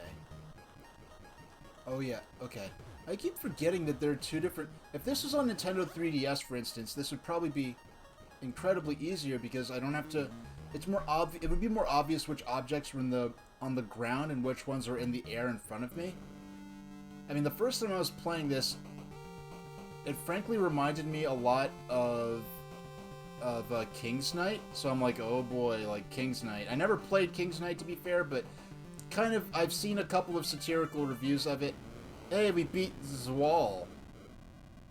You're gonna step out? Good luck on your streaming. Hey, well, thanks for the follow. I'm streaming tomorrow and the next day, but that's more during the day. At least once a week I'll want to stream at night. And, hey, I'll see you around. And, normally I'd be in bed by now myself if I wasn't streaming. I'm more of a early type person. So the twins were named Lance and Iris. Meanwhile, Galda started conquering the Earth. So because we survived that, now this character is... it's a totally different scenario. Oh, thanks for the salute. I hope to earn that with my future content. Clackaboy75, I've never heard of digestives till you mentioned them. I'll forever associate you with these cookies. You know, it's really... Late night streams can be insidious, because you feel... When you see something you like, a game you like, and if you're interested in the person's commentary... It can be so hard to pull yourself away from it, because like a YouTube video, yeah, I could stop and watch later, but when you're watching someone, you want to be able to react to what they're saying, and be able to say what you'd like to say, because whenever I watch a VOD, when I wasn't there for the actual stream, I can't stop thinking about, oh, I wish I could have mentioned this or that, and I would have loved to see what they would have thought about this, or ask them a certain question, and it can be hard to pull yourself away, so it's good to have the discipline to accept, hey, you can never watch every stream, and even if you watch the stream, you can still catch the VOD, and VODs can be insidious too, because you could be like, oh, I have to catch up on all the VODs because there was a certain streamer I liked, and oh, he was playing a certain game. You have to accept you can't catch every stream, and you can't watch all the VODs. You know, and you can drive yourself nuts doing that. It can be a really bad habit if you're not careful. Yeah, so I'm honored to have the kind of reputation of turning people onto digestives. I haven't had digestives in years. Well, I bought Maria cookies a couple of times, which are very similar to digestives. I think they're pretty much the same thing. They're just a lot thinner, and they're probably less expensive because you can get them. You can get them domestically, pretty much, whereas the digestives are import from the UK. Excuse me. Did I mention that I normally am not up this late? There we go. Now we're talking. Oh, now we're talking. Now, if I hold A, it does act as a turbo button, but the firing is not as fast as if I spam the A button manually. So get these guys. Yeah, the eggs are the power-ups for the dragon. So now I have... These guys look like Godzilla down here. I don't know. I don't know if they're meant to be, but they just remind me of them. The head and the tail really are what do it.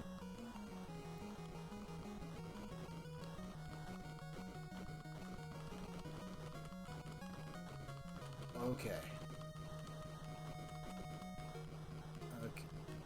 And they're very, from what I remember, they're very reasonable with those dinosaurs that are on the ground shooting fireballs at you.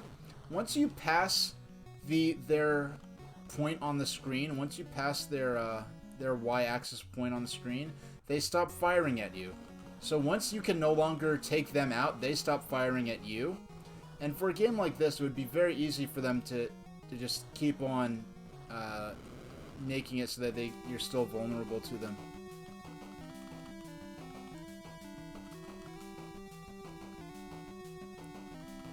Ooh, that was close. Oh, gosh. Shucks. Alright. I like how it says Rest 1. Like, a lot of these old games, a lot of different ways of saying extra lives. Sometimes they'll call them credits, sometimes they'll call them 1-up. Some games, they just call them rest. Like, the rest of your credits, I guess, is what they're trying to get at. I don't know why. Why does this section seem so much harder than it did before? I'm gonna just take all these guys out.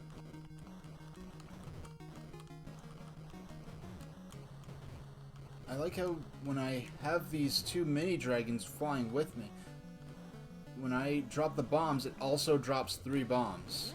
I think there was another power-up where I could... This is actually the NES version of the game, of this particular game. This is the NES release of it, and that's the box art I chose for it. I know the sort of premier home versions of it, I believe, are on the TurboGrafx 16. And it's funny because I was listening to Pat the NES Punk, his podcast. This is the latest episode. He actually mentions renting Dragon Spirit for the TurboGrafx 16 back in the early 90s, and I would not have known what game that was just a week before then, but because he mentioned it, because I'd played this game, I discovered this game on stream last week, so because of that, I was familiar with the existence of the game. Now, I believe the arcade game that came before this game is supposed to be a sequel to it. It would be interesting to see what the TurboGrafx version is like. I do not have a TurboGrafx 16. Unless I end up getting the TurboGrafx 16 Mini, which, as people buy an actual allotment of them and they start going into the second-hand market, I'm sure it's only going to get more and more expensive. But in terms of like an officially authorized way to play those games, the TurboGrafx 16 is the only way that's probably ever going to happen. I was very interested in the TurboGrafx 16 Mini, but they're just better things I could spend my money on. And I have enough games to play right now in general that I don't have to keep investing money in other systems. Because I've already got like an NES, a Super NES, an NES Classic, a Super NES Classic, and a Genesis Classic, all for streaming purposes. Because, well, to be fair, the NES and Super NES, I did want those because you can use those controllers to play games on the Wii Virtual Console and the Wii U Virtual Console. And I actually just considered the fact that when I was playing WarioWare, I could have played that using the Super NES controller, and it would have worked fine. But I just never thought to do that. I was using the Pro Controller for those. Defeated by the Dark Power. Died in Area 1. So it gives you a less scathing assessment when you die as when you get the game over as the Blue Dragon.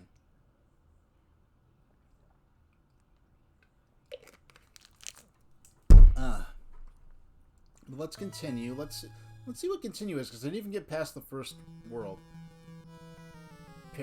Paleozoic era? Is this the beginning of the game? If it is the beginning of the game, then it's really no different from restarting the game. Oh, the only difference, I guess, is that I don't have to replay that intro stage in order to play as the Blue Dragon.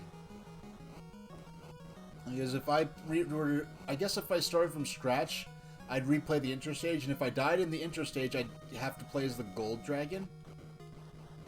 Yeah, if you haven't seen it, the highlight of me being utterly confused by this game is the kind of moment that I actually really wanted to start streaming for.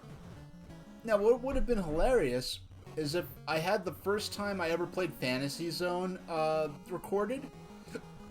If that was live on stream, Me playing Fantasy Zone for the first time would have been the stuff of memes, because I was playing the game, and the Master System version of Fantasy Zone, which is what I was playing in it, because I was playing on the Wii Virtual Console, the Master System version of Fantasy Zone does not have the map that shows you where the bases are that spawn the enemies. And the purpose, the way you clear stages in Fantasy Zone is by destroying all the bases in the stage, and I did not know that, so I was scrolling infinitely to the right, because the stage loops if you don't the stages loop infinitely, and the point is to destroy all the bases, and once you destroy the bases, then the stage boss appears. So I'm scrolling to the right, and in Fantasy Zone, it looks like it's like a cutesy little kids game. The Fantasy Zone is not an easy game. That game is tough. So I'm scrolling to the right infinitely, not realizing that the game is on a loop. So I'm scrolling to the right, shooting all these enemies, and the enemies keep spawning out of the bases. So I'm scrolling to the right infinitely, and if sometimes I do better than the others, and I'm like, oh man, I got really far. When is the stage gonna end? When do I fight? Is there gonna be a boss at the end? And I played for like an hour, not understanding that I was supposed to destroy the bases, because when I shot them, it didn't seem like it was doing anything, so I figured that those were just, like, undefeatable enemies that just, like, would just spawn other enemies. So I played through almost an hour of Fantasy Zone, on the first stage, not realizing that I was not making any progress, and that the point of the stage was to destroy all the bases. I mean, if I was playing the arcade version where there's a map that shows the bases and you could clearly see that the stage is looping, then it would have been more obvious. But because the Master System version doesn't have the on-screen radar thing, I really did not realize I was just looping through the same screen over and over. In the style of what Kid Icarus Myths and Monsters on Game Boy. That is such an odd game. I only played that on the 3DS Virtual Console. I didn't get very far in it. Excuse me, yawn. But, okay. Oh, shucks. There we go.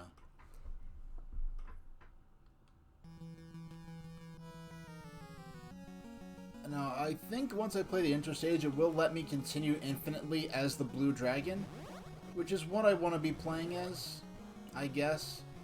Because I don't think I ever beat... I don't remember if I beat Stage 1 as the Blue Dragon before, so I don't remember if the story cutscene you get is any different. But I just have to get through this first stage, and then we'll see what happens after that. Because I know the second stage, when you play in the proper order, is like a jungle, I think. Whereas here, the second stage... I forgot what the second stage is. It is something... No, it's a volcano stage. Yeah, the second stage normally is some kind of volcano area. And I remember because the volcanoes were taking me out, and I couldn't understand why. You know, in a sense, you could kind of... This is kind of a... Oh, I forgot I have to bomb these guys. I can't just shoot them at air level. I have to bomb them from orbit. I'm not from orbit, I'm not that high up. But this could be said to be almost a forerunner to Panzer Dragoon. Well, except that there's no one riding the dragon. The person actually becomes the dragon with a magic sword. And he holds the sword in his hand and transforms, but you don't see where the sword goes. In the Japanese commercial, that's true in the Japanese commercial too. He holds the sword and he holds it up as he turns into the dragon. And the dragon doesn't have hands. He just is like forelimbs or just wings that have no grasping digits. So there's no apparent way for him to hold the sword unless he was holding it in his mouth. Oh my gosh, I got to the boss and I got toasted. Way to go, me. Defeated by the Dark Power. Died in Area 1. Okay. I think we could continue infinitely. We didn't even get a continue yet. I don't know if you could earn 1-ups through your score. But right now my score is 0, so... I have to focus on not getting hit so I can keep these power-ups as long as possible. Because the longer I get hit, the longer I keep the power-ups. The longer I keep the power-ups, the easier I can shoot the enemies. The more enemies I can shoot, the less likely it'll be that I get hit. So it's a that's a feedback loop I'd like to get myself into. Those guys are okay. Like those particular sprites. Oh, do the power-ups... Did I take a hit, or do the power-ups expire after a certain period of time? But I really...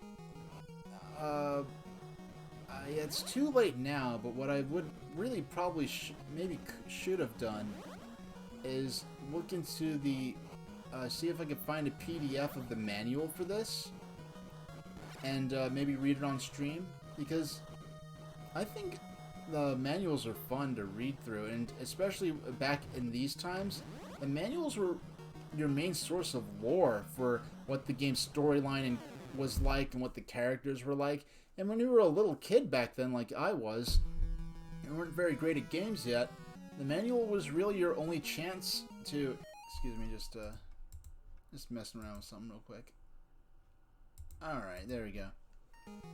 Yeah, the manual was sometimes your only chance to see what the later parts of the game were like, because you weren't talented enough to get through the earlier parts that are now not as difficult that I'm older. Now, I do enjoy these games a lot, but I'm no Timmy Woods. Frankly, it'll be a special occasion when I actually beat any of these shooters, or really most games in general.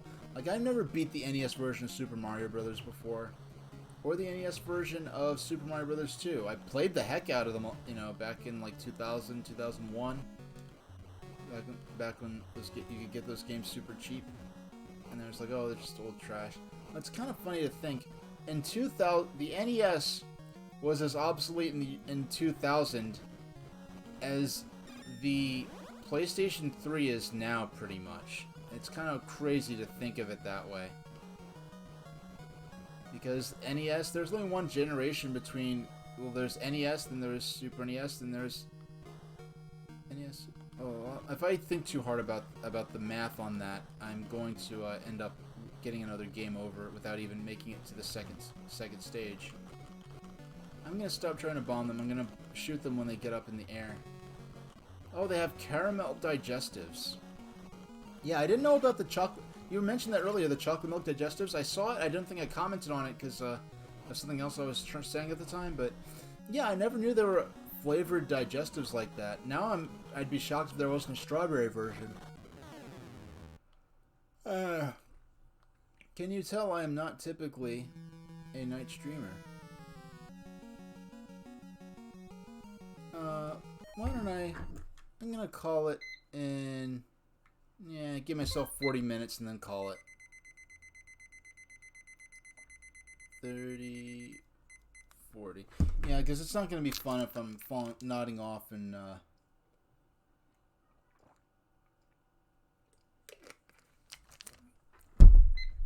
Because I'd already be in bed sleep by now, normally, so... But I do enjoy streaming at this time, it's just I'm not a late night person. I mean, this is... Okay, there we go.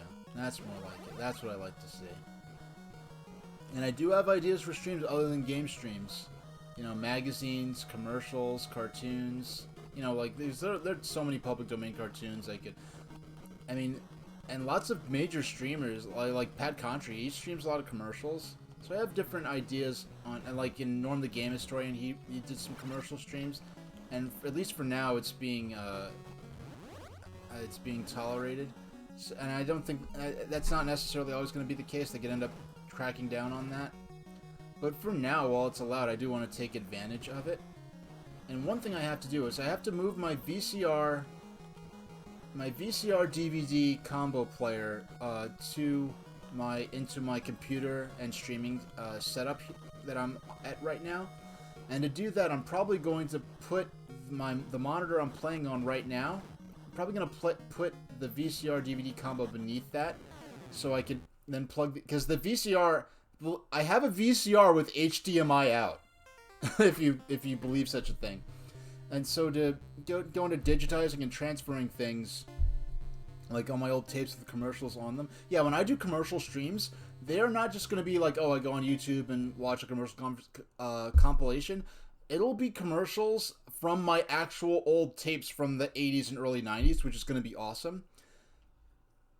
And I will, yeah, so I'll probably, because I have my monitor I'm playing on, then next to it I have my monitor that, with the computer, and the monitor sitting on top of the my desktop computer, and that's a monitor that my broadcast software is running on. Okay.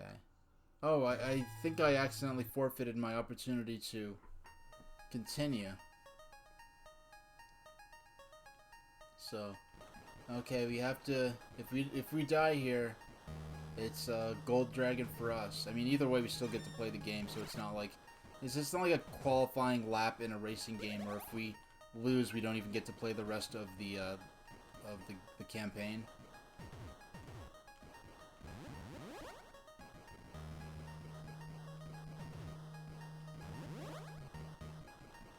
Alright. Like that there's my speed when I'm just holding down on the B button. When I tap it, it's much, much faster. I'm guessing this thing is probably based on some kind of being from Japanese folklore or mythology. Because I believe I've seen similar monsters to this in traditional Japanese art. So, okay. Amru and Arisha married and had twins. Amru became ill from his battle with Zwale. So does the sword curse you or something like that? Because he clearly defeated the battle. The twins were named Lace and Iris. Meanwhile, Galda started conquering the earth.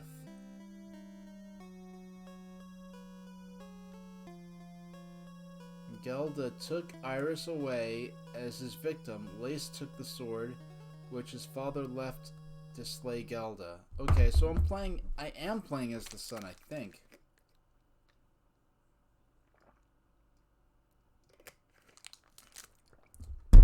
I'm not exactly sure what the difference between the two stories is. Because when I was playing as when I died in the intro level, it's like the kid woke up from bed like he had a dream his father was defeated, and then you play as the son, but here it seems to be describing that you're also playing as the son anyway.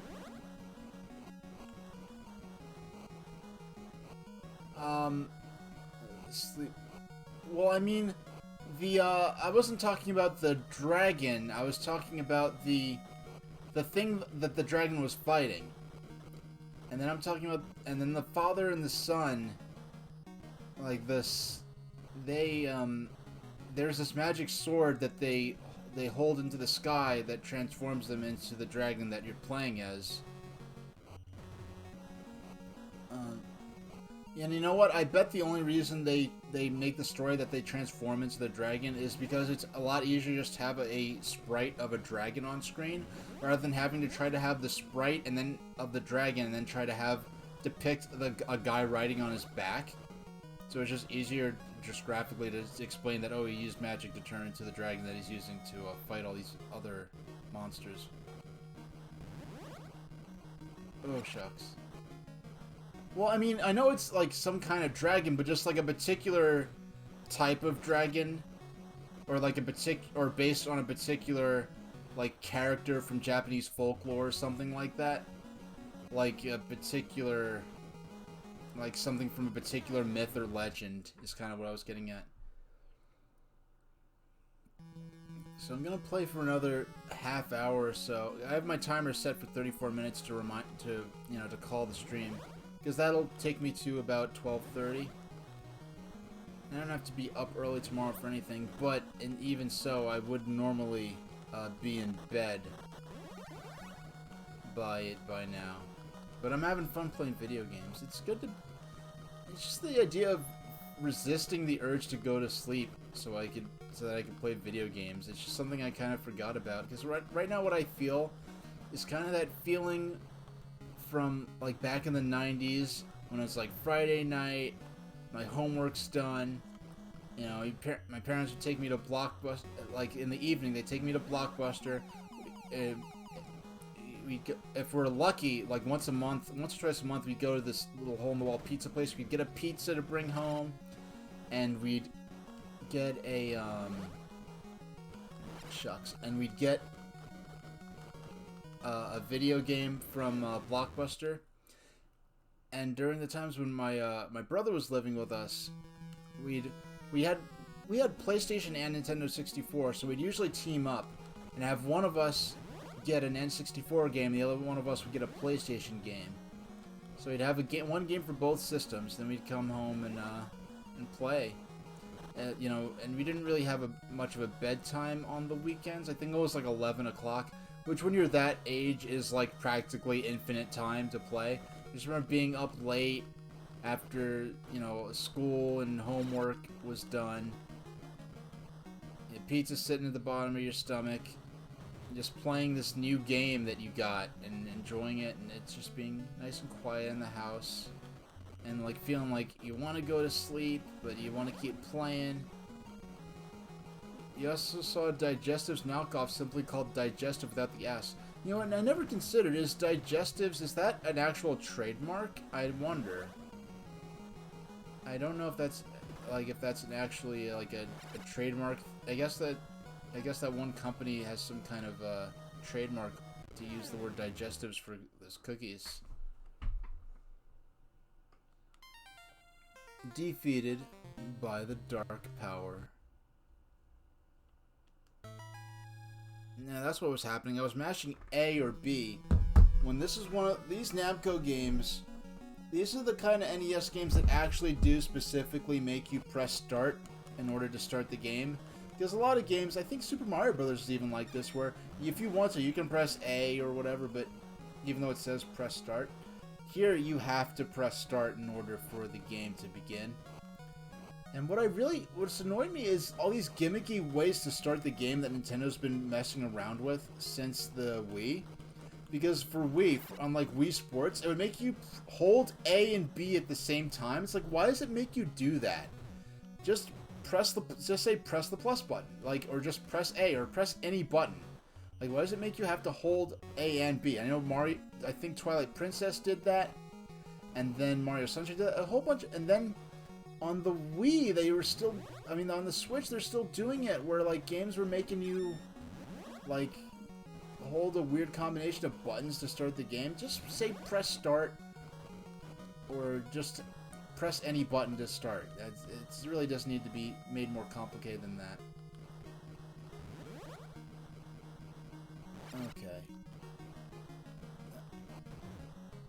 Now, I probably should have got this when it came out, but the Clubhouse Games 51 Worldwide Classics, that looks like such a cool game. Okay. Like, I never played any of the Clubhouse games on DS, but the idea of it was always just really interesting. But the one they made for Switch looks really cool. A lot of value for the money, but yeah, I just have to measure how much enjoyment I'd get out of it. And I had some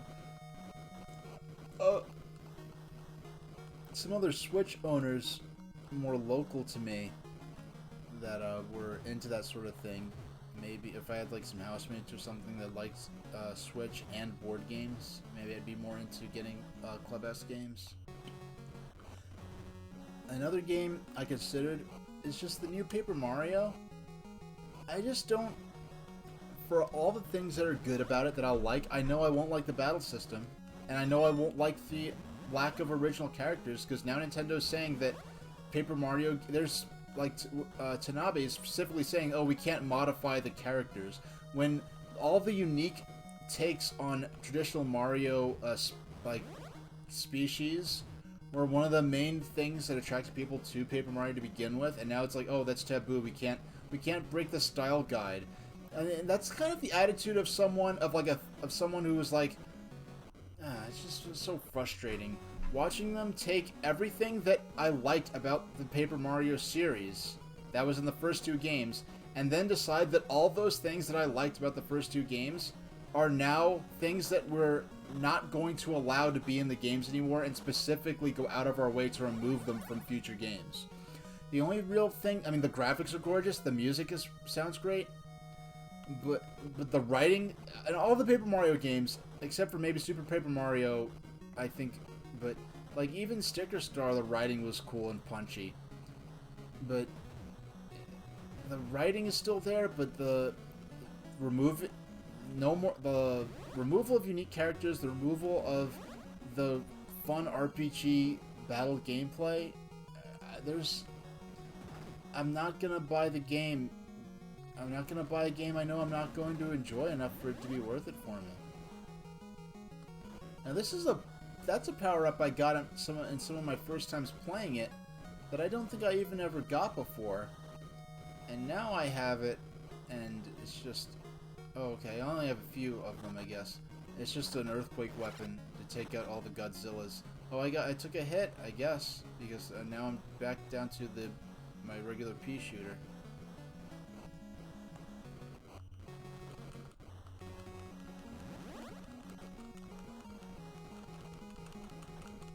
Oh, I missed the power-up. Doggone.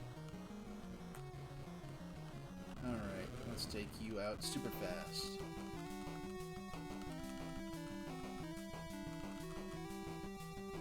Oh my gosh. Oh, I took a hit. Oh! If I hadn't been so reckless there, I could have beaten him. Doggone. Oh, it's okay.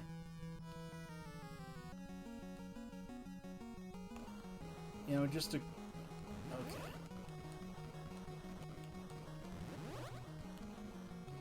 Alright. I'm gonna take out...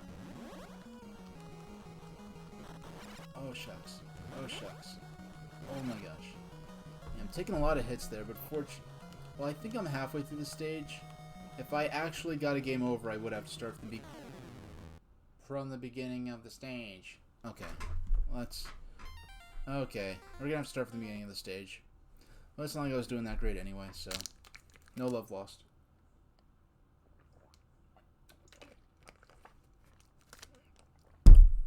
Alright.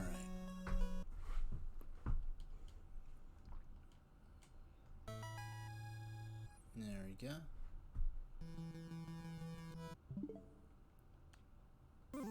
Now it's funny because Area 1, it says Area 1 the Paleozoic era.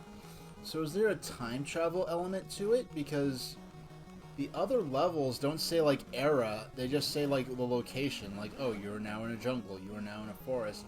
I saw from the attract mode kind of soft spoiled me that at some point there's an underwater stage that I'll be playing that I'm probably not going to get to tonight. I'm enjoying myself, but maybe I'm just too tired to really effectively play this to a high level. Okay. Now, I don't know if that's supposed to be snow down there or what, but okay.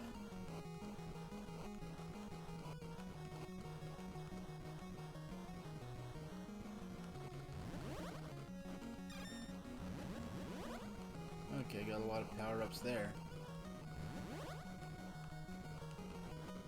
Okay. Okay.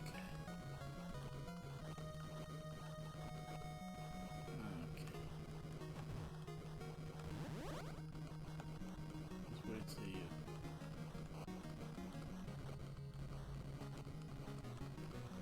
Oh wait, I just realized I could trigger them to jump up and I could take them out quickly. See, I'm picking up new strats as oh my gosh. I took that hit. I'm picking up new strats as I go along though, so it's not... So I'm guessing that all these fireballs are supposed to be... Now this is about where I'll start from if I lose to the boss. So I'm guessing all these fireballs are supposed to be from the monster that I'm going to be fighting at the end of the stage.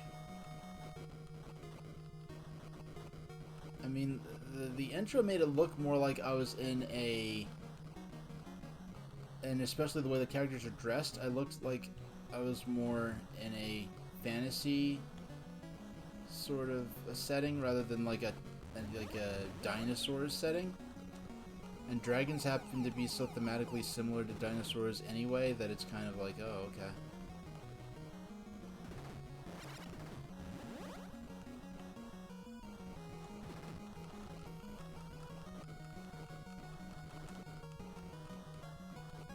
Oh my gosh, I should not have tried to do that. I should have just tried to take him out from, oh, excuse me, from the bottom of the screen. Now I have save states here. Like, I'd rather beat the game in a more authentic way, but I guess I could if I wanted to use the save states. But especially not on my first proper stream dedicated to a game. I'd rather... I mean, I'm not streaming this game again this week, and I don't know exactly when I plan to do it again. I'm playing Final Fantasy VII tomorrow and the next day, and I'll be done with Final Fantasy VII. But then next week, I think I'd like to move on to Paper Mario and see what kind of... and probably do a gimmick where I'll spin a wheel to see what stats I upgrade each time I level up. Because that might be fun, because I'm already familiar with the first half of the game, but we'll see what happens when it comes time to spin the wheel and see what shows up.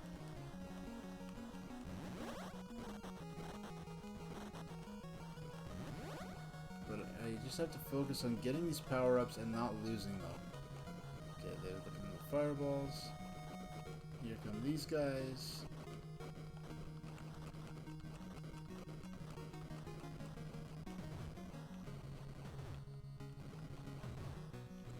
Just gotta not get hit by the... Oh, doggone. I could have got some... Oh, I missed that one that was flashing.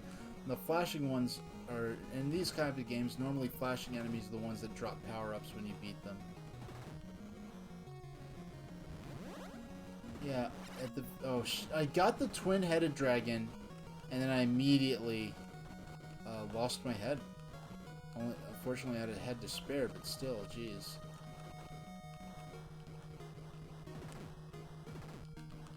Okay. I want to only... Yeah!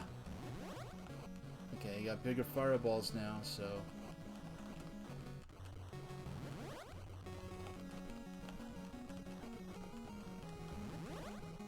Oh my gosh! Oh.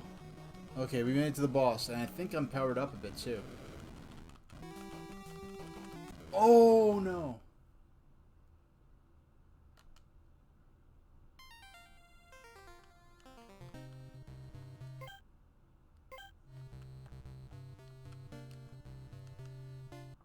You had your NES Classic modded? So did you buy your NES Classic already modded, or did you like send it to someone or some company that does it?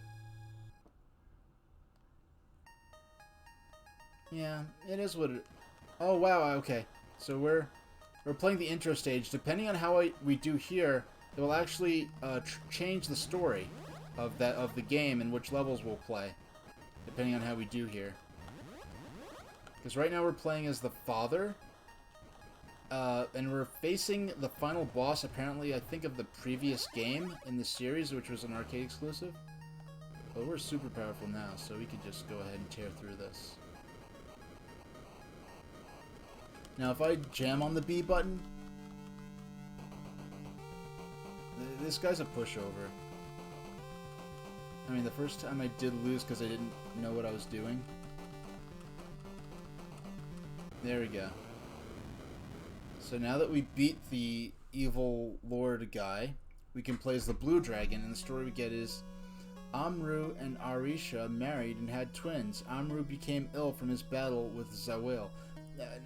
And if you don't know, this is supposed to be... Oh, you sent it to a guy on eBay? Alright. The twins were named Lace and Iris. Meanwhile, Galda started conquering the earth. I'd be so paranoid to send like my NES Classic to someone on eBay to then have it get sent back, because if he runs off with my system, what am I gonna do? Like, say to eBay customer service, oh, this guy, I sent him my NES Classic to do an unauthorized modification on it so I could play, you know, games in a dubious manner on it, but he ripped me off, and he's not sending my NES Classic back. Like, what am I supposed to say to that? It's like, they're so strict with some of that stuff sometimes. Like, if I have a bunch of home-recorded VHS tapes from, like, TV in, like, the late 80s and early 90s. that is 100% legal for me to record those tapes. But, like, if I tried to sell them on eBay, I could get in trouble if I said, oh, these are tapes with old cartoons on them. Like, I'm only allowed to sell manufactured tapes. I can't, if I try to sell, like, tapes that I recorded, that's considered an unauthorized, like, it's considered a form of, like, selling a bootleg videos. And I could get banned off of eBay for that. And the account I have is actually, dates back to 2001, so... Yeah, luckily you found someone trustworthy. Yeah, if I ever... Either I'll get a Raspberry Pi or something like that, and build like a RetroPie thing, or I'll just emulate it on PC, if it ever comes down to it. Or I'll have some kind of NES, FPGA solution, and play it on a flash cart. I'm really not interested in modifying my NES Classic Edition, because the whole thing about, part of the appeal of the NES Classic Edition, yes, it is convenient, yes, the controllers are cool, and you can use them on the Wii and Wii U Virtual Console games, but for me, shucks, but for me personally, I think part of the appeal of those mini consoles from the manufacturers is that you're playing the game in a way that's part of its actual official release history, which is how I prefer to approach playing these games. Yeah, I'm glad Nintendo sold the refurbished versions. I mean, I was able to get my NES Classic, when they did the reissue. I just walked into Target and saw it and bought it. I think I actually got the Super NES one first. Or, no, I did get the NES one first. But what happened, well, when the NES Classic Edition first came out, I didn't have an HD TV, and I had no real reason to want to play them via HDMI, those games via HDMI, and I had a tube set, I had an NES, and I had most of the games I cared about that were on the list. I mean, there are games that I would have played if I found them back in 2000, 2001 for only a few bucks, but I just never got them, and now NES collecting is actually a thing, and people actually charge money for those games.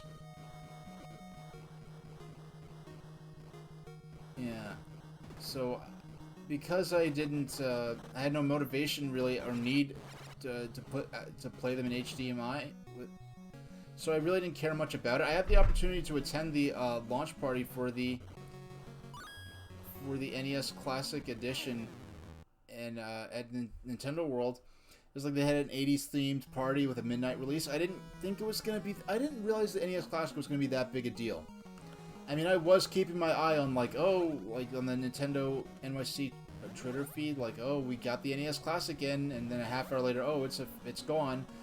I mean, if I was in Manhattan on a day where that happened to be available, I was thinking about getting one just so if any relatives with kids, were having a hard time finding it, like, I could be able to just, like, send it to them. Because it's otherwise so hard to get. But but the only reason I really did ever want it was for those controllers. And I just refused to overpay to opportunistic resellers on the internet. I refused to cross straight lines trying to track one of these things down. And I was like, if I get it, I will get it by walking into a store and buying it. And when I was able to do so, I did get those systems. And I have not played them yet. The only really times I've played the systems are for the purposes of just testing when I didn't really have much else to play, to test my capture card with yet, and to test my monitors with. But now that I've, so I'm probably going to play Paper Mario next, but after that, I'll probably play something on one of my mini consoles or another. We'll see what happens with that. Oh, you want the Super NES Classic? I know if nothing else, the Super NES Classic, the controller is perfect for Virtual Console stuff, because, I don't know, maybe I've finally reached an age where I never found the NES controller particularly uncomfortable, but lately, I guess, when I've held it, I'm like, wow, Yeah, Super Nintendo. I can definitely hold this a lot longer for a lot more comfortably. Okay.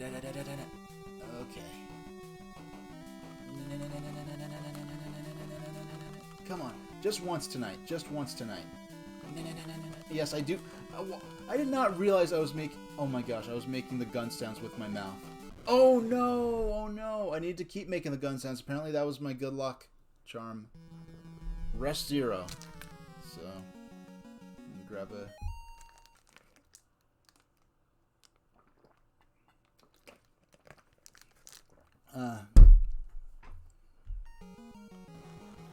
Yep, there we go. Get some power-ups. Get some firepower back in me. There we go.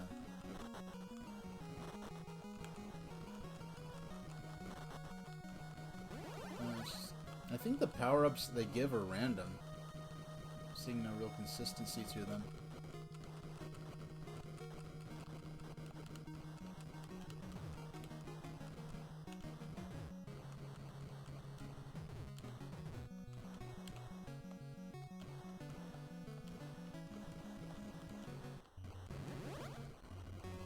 Alright. My only concern now is just making it to the...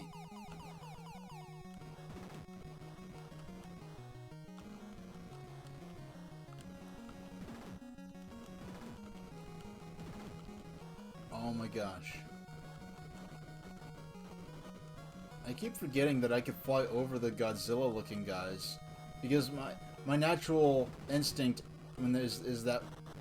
Oh, hey, Pete, how you doing? Yeah, I've just discovered this game. This is part of the reason I wanted to start streaming, because I probably would have went the rest of my life never having played this game. And this is kind of like Xevious, where you can shoot forward or drop bullets, or drop bombs, rather. And as you can see, my internet connection is fixed now. I upgraded my internet, but I did not realize I needed to go to the ISP and get a new modem to take advantage of the new internet. The operator on the phone forgot to tell me that. Oh, and because I have my, yeah, I have it highlighted the first time I played this. I'm playing this on Namco Museum Archives Volume 1 on the Switch here. And when I was playing it the first time, I had no idea what was going on. Hi, everybody. Yeah, thanks for taking a look at me. And so, how is it going? I was out when you started streaming. Oh yeah, that's another thing here. We have a lot of story going on in this vertical shooter. Now I'm playing as a dragon. It's a person who transformed into a dragon. I think they handled it that way because it's a lot easier for to have a sprite of a dragon than a sprite of a person who's thank you, the Detecting Zone, for the follow. I hope I could deliver on your expectations there. Yeah, the actual story in the shoot 'em up, and there's this intro level, and I think the deal is if you die when the intro level you're playing as the father, and if you die in the intro level, you wake up as the son. And the son is, you play through the game as the son instead of as the father, which changes the difficulty and which levels you play. Oh, thanks, Dotafro. Now, this is tricky because I'm not used to shooters like Xevious, where there's a foreground and above ground. I like shooters, but I just haven't played that many. So I'm not used to dealing with a foreground and above ground, where I could fly over these Godzilla-looking guys without getting harmed at all. But then, I have to worry about these volcanoes because of the lava they're shooting up. And now, you picked an interesting time to drop in. Oh, emotes are glitched for you? Oh, okay, the emotes, okay. I thought he was like the alerts, because it took me a while to figure out that, oh, I need to have the alerts on the top layer in order for them to show up. I am always kind of on the fence between having the alerts for follows and having them not, because I don't want to scare away people who just want to watch and be quiet and be left alone.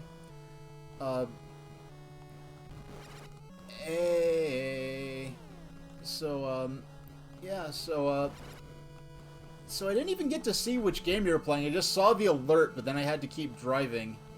I had to... And then when I came home... Normally I'd be in bed like 2 hours ago already. I'm a bit of an early bird. When I do stay late, it's usually to watch late-night Twitch streamers, because it could be really... it could be really insidious. Game over. Defeated by the Dark Power. Died in Area 2. So let's start...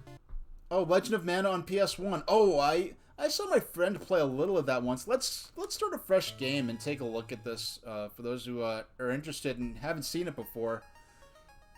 So Dragon Spirit, as I understand, this is a sequel to a quasi-sequel to an arcade game. So this is also on the TurboGrafx 16. I don't know much about that version. This is the NES version. So I believe what's going on here... Now, we're playing as the Blue Dragon, which is the father. There's a magic sword that the characters hold into the sky to get the power to transform into this dragon. And in a sense, you could almost think of this...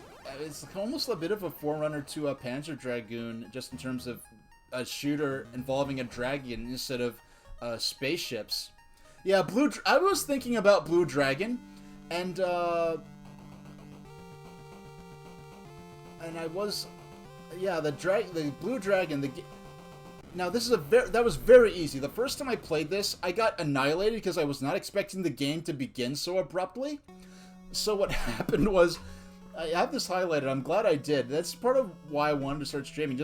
So now, Amru and Ashira married and had twins. Amru became ill from his battle with Zwal, so I'm guessing the sword has a curse attached to it or something like that. So the twins were named Lace and Iris. Meanwhile, Galda started conquering the Earth.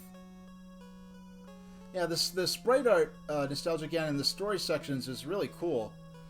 Galda took Iris away as his victim. Lace took the sword, which his father left to slay Galda. Now, I think you're playing as the son in both cases. Because now, look, now it goes back to the title screen and says Blue Dragon, press start. Whereas, if I died in that intro stage, I love that scary looking face. It looks kind of like something that it looks like something that would be the fortress of an evildoer, but it's actually this rock that the hero stands on. He holds up his sword and transforms into the dragon, and then the gameplay starts up. Yeah, deepest lore. Oh, come on. I watched the Japanese commercial for this game, and it shows him holding the sword, and the type of dragon they depict this as isn't like a 6-limbed dragon where it has 2 like back legs, 2 front legs, and then 2 wings. It's the kind where I guess it's a bit more realistic, a bit more bird-like, where it has 2 legs, and then the forelimbs are wings. So he's holding the sword, and then this camera pans down as he transforms into the dragon. And so he doesn't have any limbs that he could hold the sword in, because he's holding it in his hand. He's not holding it in his like claws or anything on his foot. So you don't ever see what happens to the sword. So they kind of just have the sword leave the frame, and you just don't see quite what happens to it. They referred to this in the Japanese commercial as a romancing shooting game. I've heard that term used in Japanese advertising a few times, or like for Japanese games, like there's like Romancing Saga. I don't know if romancing is referring to the kind of medieval fantasy setting of the game, or if that's referring to the fact that there's a bit of a story-driven element to this. But, so when I first started playing, it is a little bit like a more advanced version of Xevious. Xevious is, mind you, I've played it, I'm familiar with Xevious, I have not gotten that far into it. So I can't really say... Oh, shucks. I can't really say how... But I feel like this is more advanced. Well, at the very least, the visuals and the sound are more advanced than... Now, how these controls are, when I manually spam the B button... I got powered down. I believe I have some kind of life bar system. So when I get hit, I don't instantly blow up. But I do lose whatever power-up weapons I have.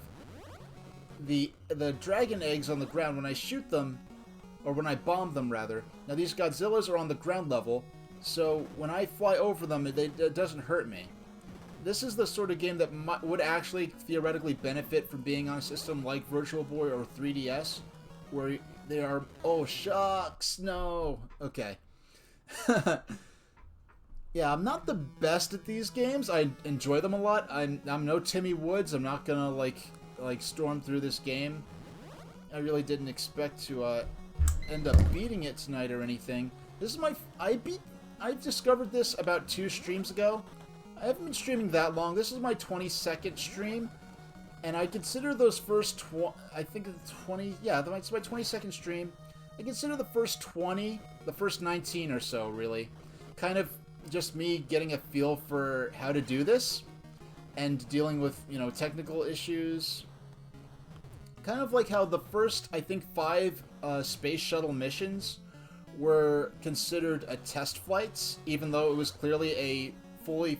You actually flew the vehicle into a space mission, but it was still considered an experimental vehicle. Well, ultimately, the shuttle always was an experimental vehicle, but they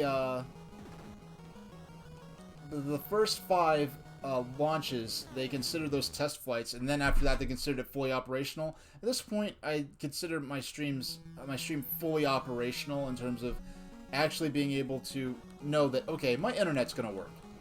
I know my equipment is going to work.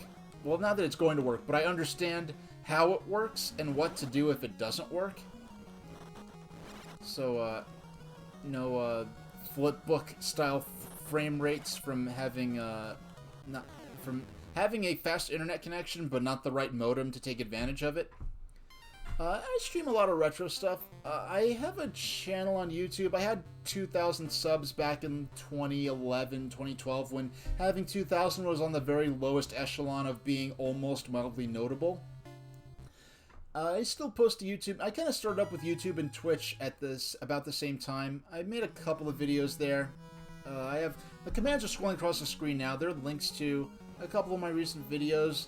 I have links... I archive my VODs on YouTube, but I do so as in an unlisted form, so I see there I was bombing by pressing A instead of shooting ahead by pressing B.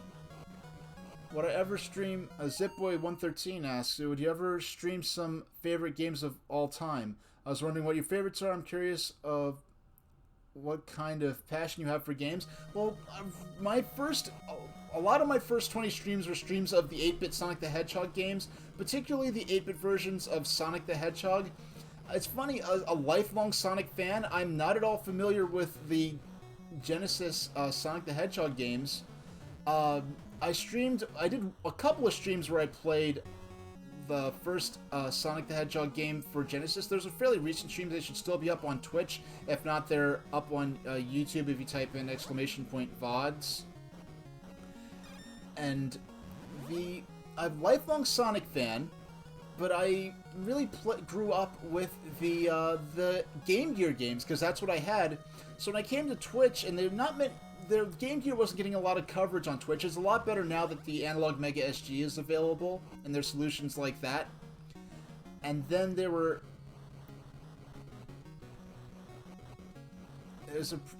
probably a few games you know everything. I guess the 8-bit version of Sonic is one of them, though to actually... with the 8-bit version of Sonic, playing that is kind of... Well, I played it all my... Well, the Game Gear version I played all my life. I never beat it before until I played it on stream. Because back in the day, when you're sitting in the backseat... I'm sitting in the backseat of Mom's car, and there's no save feature on the game, so if we're at the supermarket, time to turn the game off. You know, you turn the game off, you lose your progress, and you just kind of... I didn't really think twice about it, because I wasn't spoiled by battery saves and things like that. Now... what I'm considering doing is switching back to maybe Pac-Man Championship Edition. Actually, I do. I'm gonna switch. I wasn't planning on doing this, but I want to switch back to Pac-Man Championship Edition. I'm just changing my stream title.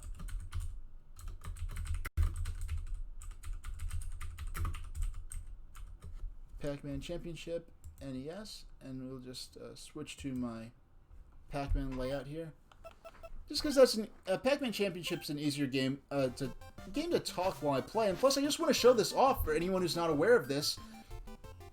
Oh, I streamed... Oh, Zip Boy. I streamed the 8-bit version. I streamed the Game Gear version of Sonic 2. I never got past the first stage as a kid. And as I was streaming it, I got past the first boss by, several times. I couldn't figure out how to work the hang glider. I spent, like, hours. Now, if you're not familiar with this, in Namco Museum Archives, Volume 1, they made an NES D-make of Pac-Man Championship Edition, and what you see is not... This isn't like kind of like Shovel Knight, where it is NES-inspired graphics and sound, but the graphics and sound aren't something that would have been possible on an actual NES, where it goes, beyond what the NES is capable of, using that same graphic style and music style. This is legit an NES port of Pac-Man Championship Edition, and the awesome thing... Actually, excuse me, I have to change my layout a bit, because I wasn't planning on doing this, so I just want to get rid of my timer. And I'm just going to scroll that, just stretch that out, and get rid of, the next game part. Sorry, I'm just winging this. Normally I would do this during my intermission, but... There we go. Now we're rolling. Now, you notice I have this Pac-Man bed sheet behind me.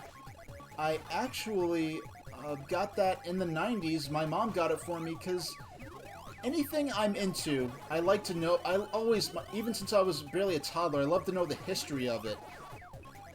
If there was a cartoon, I want to know the history of that cartoon.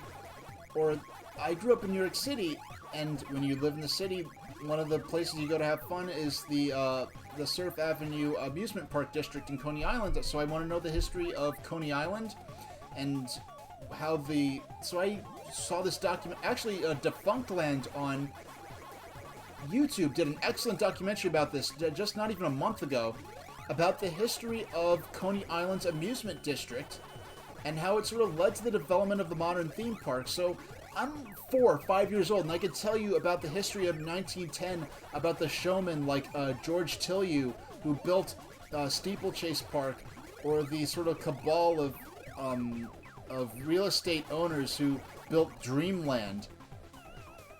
And thanks, Able Rebel. Wait, what's going on here?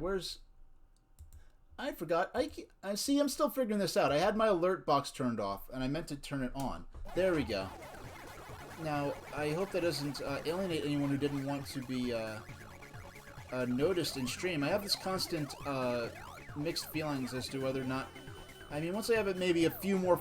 Once I hit maybe... If I hit 100 followers, maybe I'll turn off the follow notifications. Because I don't want to alienate people who just want to watch the stream and be quiet and don't really want attention from the streamer. Because some people are shy, and plus, it's not real. I feel like it's not fair to maybe accidentally pressure people into feeling like they have to interact in chat. When people make someone stream a part of their day, they may be doing something else that they have to genuinely focus on, like some kind of paperwork or something like that, especially nowadays with people working using telepresence and work from home technology. And actually, well, speaking of that, when I was getting my streaming gear, I had to pay the price for... I'm using a 720p webcam. I had to pay basically the price for a 1080p webcam because there was such a severe run on webcams.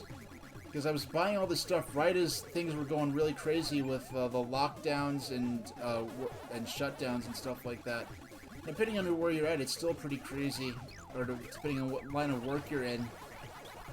But hopefully you all are able to stay as safe as you can and manage your risks reasonably and wisely, and keep yourself safe. Oh, okay, there, I crossed the threshold where I can grab the fruit that transforms the other side of the maze and adds more fruit for me to grab. Oh, excuse me. What's going on here? Where's my...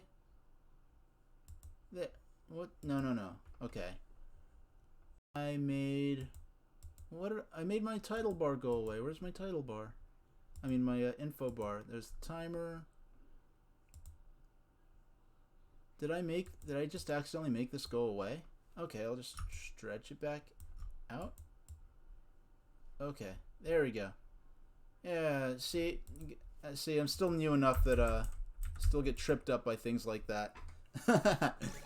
But yeah, I'm really up just to stream because I have no particular obligations or responsibilities early in the morning, but I just more the type that likes to go to bed early and wake up early, and being up late playing this game, sort of resisting my urge to sleep, sort of brings me back to being in the 90s. It's Friday night, my homework's done, my parents take me to Blockbuster, and then we go to the pizza shop, we get a pizza, and we get some, a game from Blockbuster for the original PlayStation or for the N64, and me or my brother, we just stay up as, I think we're allowed to play till 11 on weekend nights, so we just stay up as late as we can, and shucks.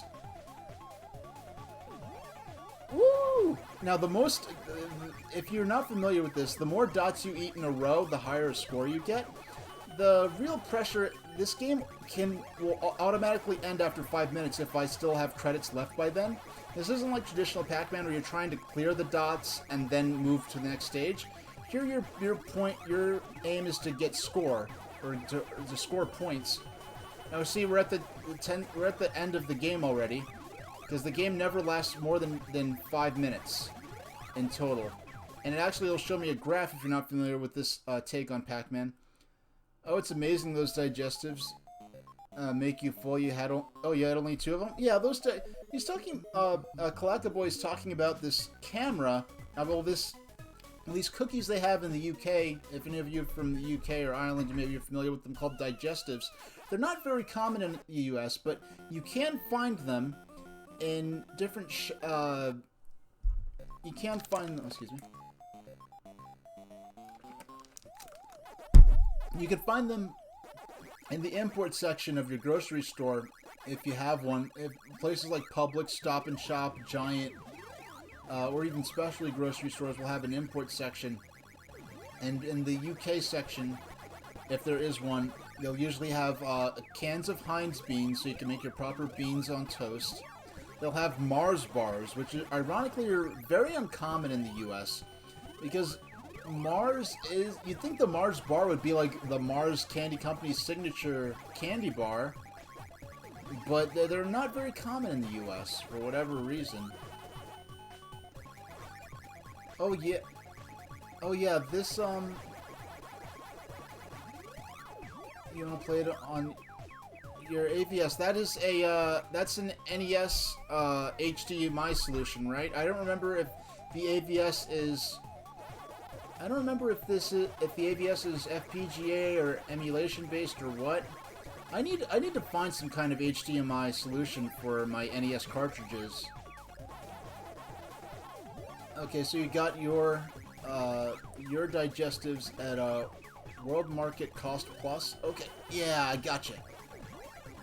Now you have to eat a certain number of dots, and eating the certain number of dots triggers the bonus fruit to appear. Collecting the bonus fruit will cause the other side of the opposite side of the maze. Oh, it's FPGA. Okay. Now I was really it's really cool that they went ahead and programmed this as a legit NES game. When it would have been so easy to just make an NES-styled game, and make it off. And just to think that from what I hear, I don't know how true this is, but that when you're playing on an American, the home brewers, hackers, tinkerers, or reverse engineers who play this on a real NES, I've heard some feedback that this uses an additional audio channel or something like that the Famicom has. Oh, excuse me, I need to turn... My box order is wrong. My box order is for Vanilla Pac-Man, and we need the... We need... Yeah, we need the Championship Edition box art. There we go. Now, the scrolling maze here. Now, the original version of this game was, I think this first released on the Xbox 360. So it was a widescreen game. Here it scrolls. And the way it scrolls reminds me... Shucks. Reminds me of Junior Pac-Man, the arcade game released in the 80s by Bally Midway. Because if you're not familiar, well, Namco, they made Pac-Man, and then they sold the rights to produce the Pac-Man cabinets.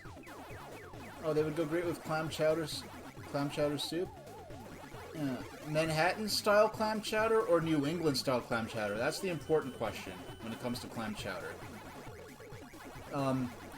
Now, so Namco gave Bally Midway the rights to release... Oh, shucks. Oh, I got trapped there. Now, the focus here isn't so much on not dying. I mean, if you die... If you lose all your lives, the game will end before the 5-minute total allotment. This is running on Nintendo Switch, but this is... They actually made this... They didn't just make an NES-styled game like Shovel Knight, where it's NES-styled graphics and music, but it wouldn't run on an actual NES. This will run on a legit NES. Apparently, some of the sound might glitch slightly because this was... I guess they made it with the Famicom in mind, and the Famicom has an additional sound chip or something like that the NES doesn't have. For me? New England? Okay. Well, Azurest, you're up a lot later than I thought you would be. But don't feel obligated to stay up on my behalf. Of course, I don't mind you being here.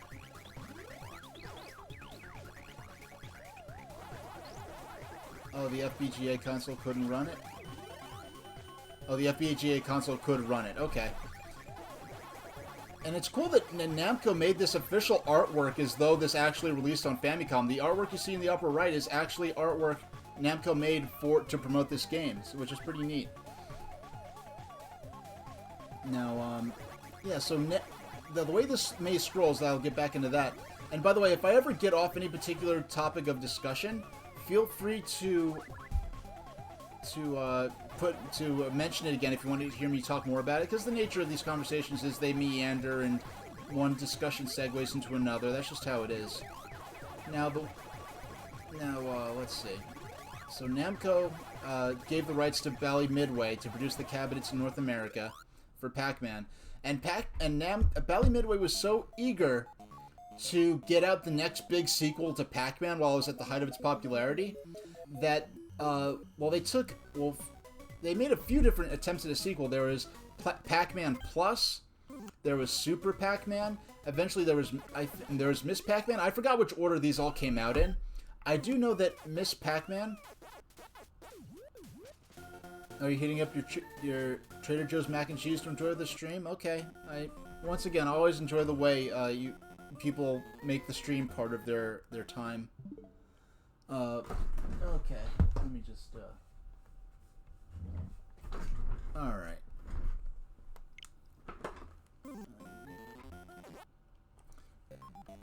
No, so... Yeah, Bally Midway was doing anything they could to find the next big sequel to Pac-Man, which included, they made Pac-Man Plus, which was actually, I think, on a board that owners would install in their Pac-Man cabinet, along with a new marquee and side artwork. It was kind of like a conversion kit. Then there was...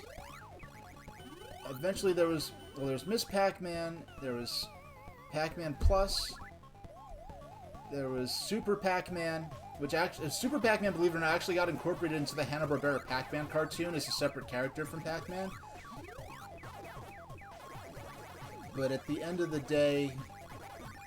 Well, I think one of the later unauthorized sequels they made, because the thing about these games that I'm mentioning, like Pac-Man Plus and Super Pac-Man, is that Bally Midway owned the rights to legitimately produce these games, but they were making them without the blessing of Namco, and they were getting very irritated that they were making these games legally, but without their authorization, because I guess the technically what they intended was just for them to produce regular Pac-Man cabinets, not try to make these sequels that Namco had no control over.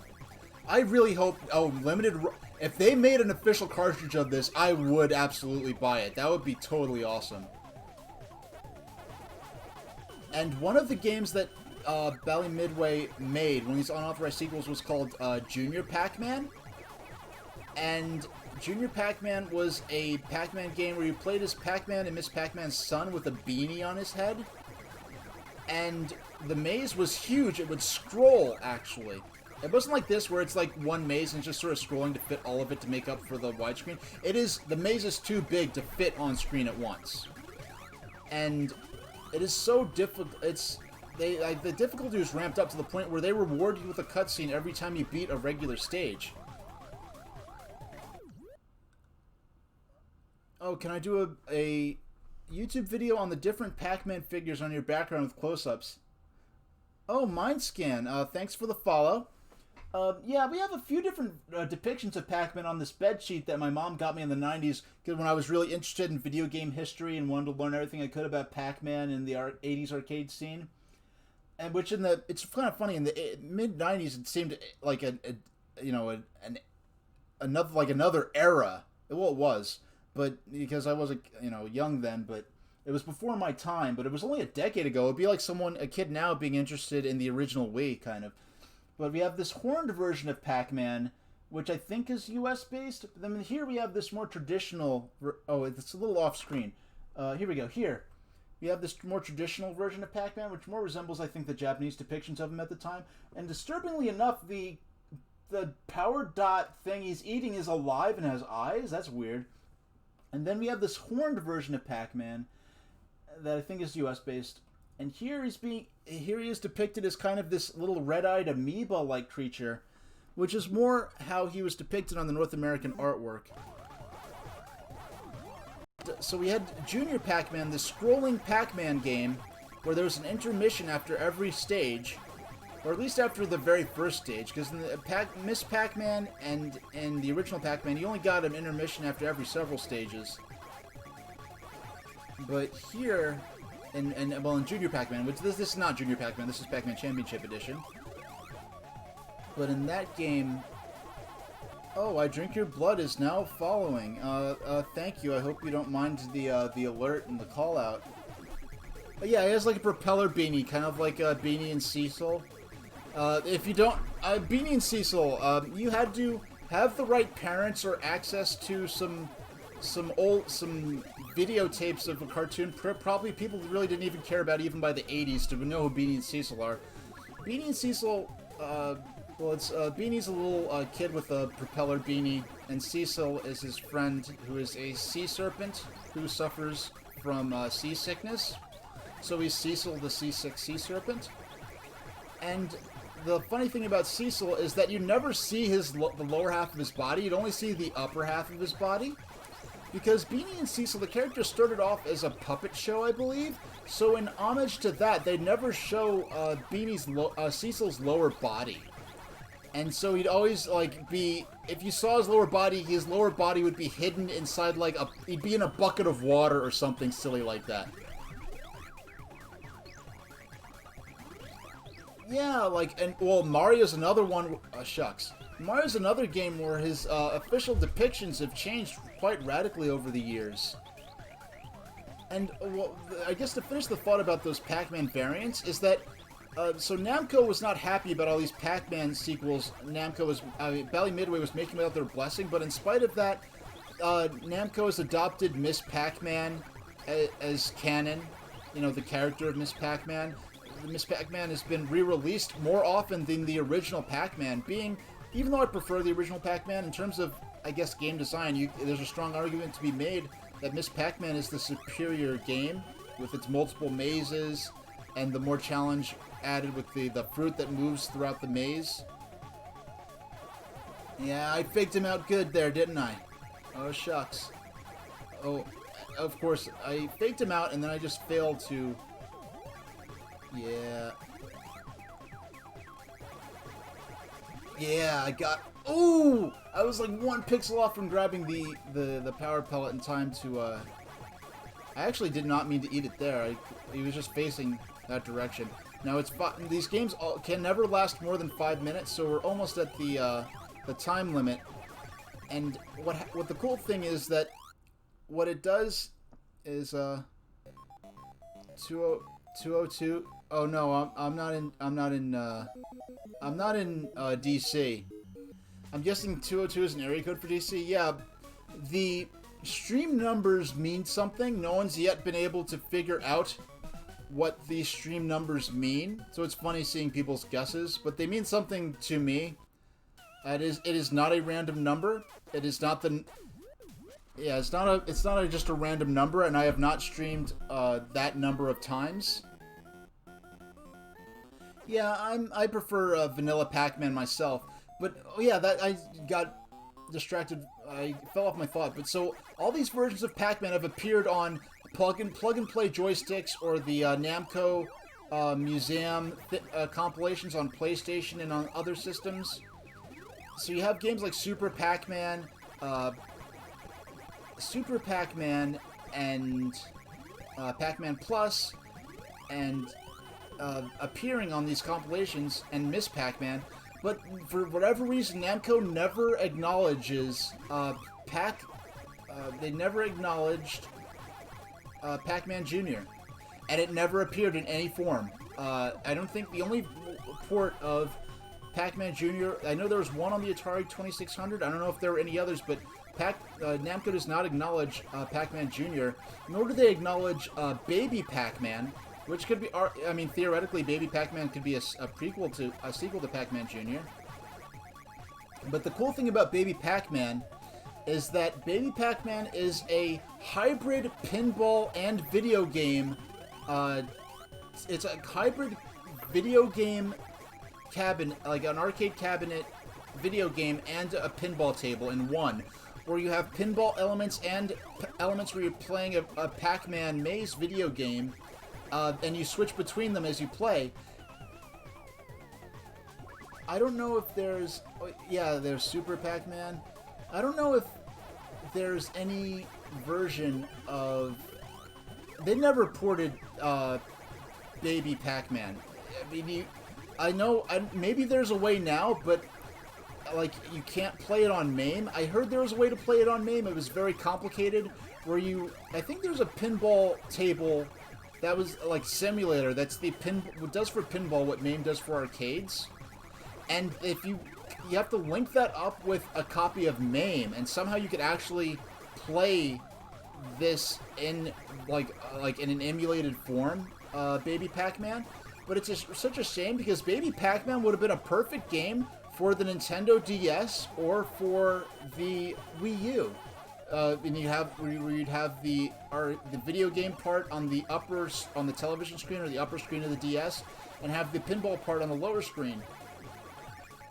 But yeah, Namco's never acknowledged. They've never acknowledged Junior Pac-Man. Now, Namco's made a couple. They did make a couple of variations of Pac-Man themselves back then. They made Pac and Pal, which is. That was actually, I believe, made by Namco in Japan. So that's actually, home, it wasn't one of Bally Midway's unauthorized, legal yet unauthorized sequels that they made. Have you ever, Nowlaters, have you ever actually played Baby Pac-Man? I'm just curious, because that would be pretty cool if you actually got to play it. I mean, Baby Pac-Man, that's the kind of game you have to go on like a pilgrimage to go to an arcade that has that, because it's not a very common arcade game. Oh, you played Baby Pac-Man. That is so cool. That is so doggone... Oh, shucks. Yeah, that is so cool. One thing I did notice from looking at videos of Baby Pac-Man is that it looks like the scoring element... The scores... Like, the way you score points is scaled much higher in Baby Pac-Man compared to the more traditional Pac-Man games. I don't know if they felt like the higher score numbers was more suited to a pinball-style game. Another game I'd love to see in person and play is Atari Video Pinball. And you think like, okay, Atari, video pinball. So they made a, you know, an arcade cabinet that's, you know, an arcade video game based on pinball. But they didn't just make a video game version of pinball. They actually kind of made a physical pinball table that has the video game elements reflected onto it with a mirror, and it is so beautiful. It is such a cool effect how they decided to go about doing this. And I've seen videos of it. I'd love to play it in a real arcade someday. But it's kind of the thing where you have to go on a pilgrimage, like, out of state. And, like, we all know Pac-Man 2 is the true and best Pac-Man game. It's kind of interesting because Pac-Man 2, in a sense, you'd think Pac-Man 2 was the sequel to Pac-Man. But it's really kind of a follow-up to Pac-Land. And it's what I find very ironic, and I'm glad you got me into this, because I was about to talk about this, but the conversation sort of drifted elsewhere, is the fact that, as far as I understand, it was Namco who made Pac-Land, and Pac-Land is based on the Hanna-Barbera Pac-Man cartoon series. So yeah, they're going nuts. So I'm gonna be right back. I've been drinking. I've been streaming for 3 hours at this point. I've been staying well hydrated, so the consequences of that have caught up with me. I'll be right back, and I will see you in a minute. No more than I'll set a timer. It won't be no more than 5 minutes. So I'll be back in a minute. Okay, I just set this for 5 minutes. I'll be back in a minute. Oh, excuse me. There we go. There.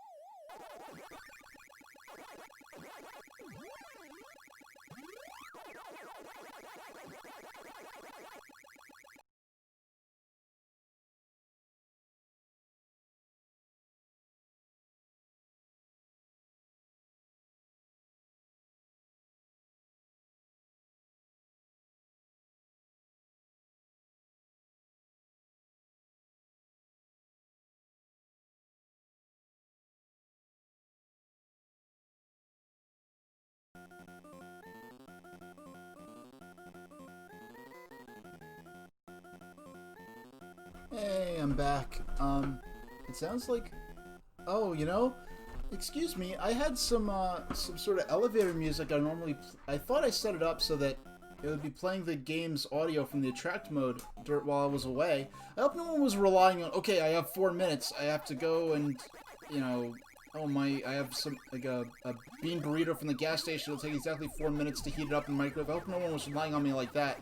But it really was just a be right back thing. It wasn't like I had to, I got up, stretched, I was able to do what I needed to do. What do I think of today's Nintendo Direct? Well, people get really hyped. Well, to answer the question more directly, I didn't watch it. I didn't expect there to be anything that really concerned me, and that's exactly what happened. So I had no expectations, no disappointment. I had nothing to lose or gain in watching it. I know Shin Megami Tensei fans apparently had a lot to be excited for, but a lot of people else were really upset. Some people irrationally so, like they're expecting a full-fledged Nintendo Direct, but even though they said in advance exactly what this is going to be. It is a little frustrating that there's no obvious, like, E3 replacement Direct. But with the way things were, and I know a lot of Nintendo employees were working from home for a while, we know that because of the backstory of the jump rope challenge thing on the Switch. So we don't know how backed up a lot of Nintendo projects really did.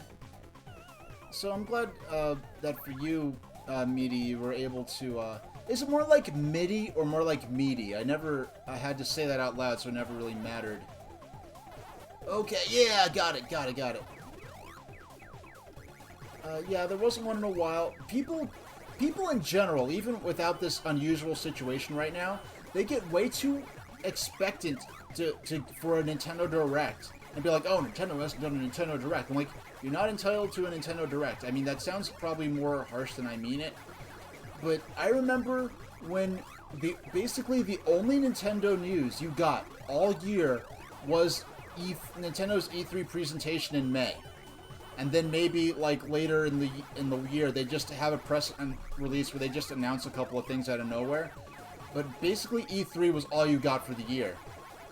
And it was E3, and it was back when it was in early May instead of in June. And that's the timer for when I'd otherwise normally just be arriving back. Did I turn my microphone back on? Yes, I did. Sometimes I forget to turn the mic off, so excuse me. Oh, it's okay. So it's more like so it's MIDI. Okay. Okay. Yeah, I got it. Why did I say it that way? It's kind of odd. Oh shit! I just ran right into him there. I was a sucker for that one. And there we go. And you could wait till they're closer to me, but alright. So yeah, and then I remember when Nintendo Switch is probably your favorite Nintendo hardware. I mean, I guess my favorite is whatever I'm using at the moment, frankly. Whatever I'm using at the moment, whatever unique features or benefits it has, that's true of all systems. I feel like whatever system I'm playing at the moment is always my favorite system of all time, and it's to a certain extent. I have very strong feelings about GameCube and Game Boy Advance because of the time in my life that I was playing them. But my favorite, it might be the 3DS. Well, the DS... You see what my favorite is, and I'm trying to narrow it down, and I keep just naming just a rogues gallery of the entire lineup of Nintendo console release history, so you kind of see where my feelings are. Any Nintendo system, really except for the Wii U, I can give you a lot of warm memories about. Now, I was blessed with my Wii U by a fan back in 2013, who sent it to me. And I've been using that Wii U to play a lot of Virtual Console games, which has been fantastic, because it makes it so easy to play Game Boy Advance or Nintendo DS games without needing to use PC emulation or a modded system. Now, when it comes down to it, for the games that aren't on the Wii U's Virtual Console, I will use PC emulation when the time comes, because I don't have the budget or connections to get a affordable modified DS or 3DS system.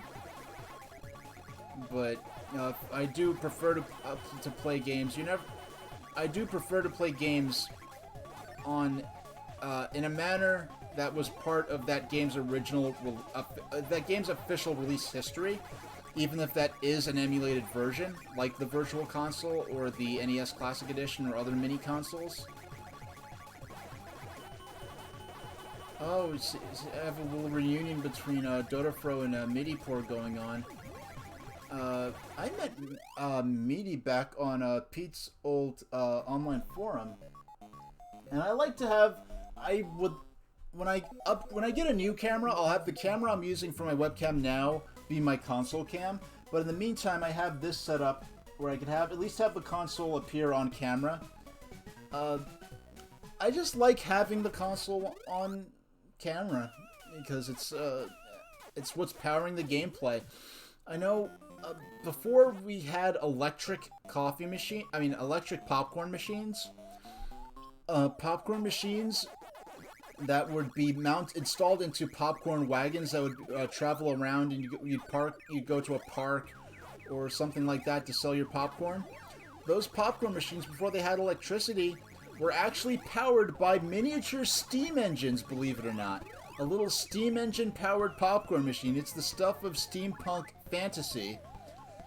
And it was real. There were a lot of desktop power tools were powered by steam engines originally. So stuff like a lot of hand tools and saws and things like that. So you have this little steam-powered popcorn machine, and the steam engine was mounted in such a way that people that were walking by could see the little engine chugging along and powering the popcorn maker. And that was supposed to help attract, customers. They even explain it, make sure your engine is, and when I say a little steam engine, I mean something like this big. Something that could fit on a desktop, on a small portable, you can imagine like a small portable popcorn wagon, or like a small popcorn machine, like in a movie theater. It was a machine just like that, but with a little steam engine that was powered by a boiler that burned kerosene as its fuel, and you'd fill it with water, and you'd burn the kerosene burner to make your steam, and that's how you'd run your popcorn machine. And the manual for it, I have read the manual for like a 1910s popcorn machine. Don't ask why I have that. Don't ask why I'm interested in things like that, but they say, like, make sure your engine is, it's not just the motor for your popcorn machine, it is part of your selling point, because people will look up and be amused by your little steam engine, and that'll help attract people just as much as the smell of the fresh popcorn itself. I actually remember reading something about Sam Walton, who created the Walton's chain of 5 of dimes that ended up transforming into Walmart. So it was kind of the mom and pop store that ended up killing upon the mom and pop stores, because it started as a 5 and dime, and there was a store like across the street that was selling popcorn, but it was inside. Like Sam Walton, from what I hear in the story, I don't know how true this is, he would bring his popcorn machine out front and make it, and he'd take the lid off of the popcorn, the part of the machine that held the popcorn, so that people down the street could smell the popcorn. And it was that salesmanship that allowed him to get the edge that let his business grow and grow, and end up sort of becoming something quite different from the 5 and dime corner store that it was originally.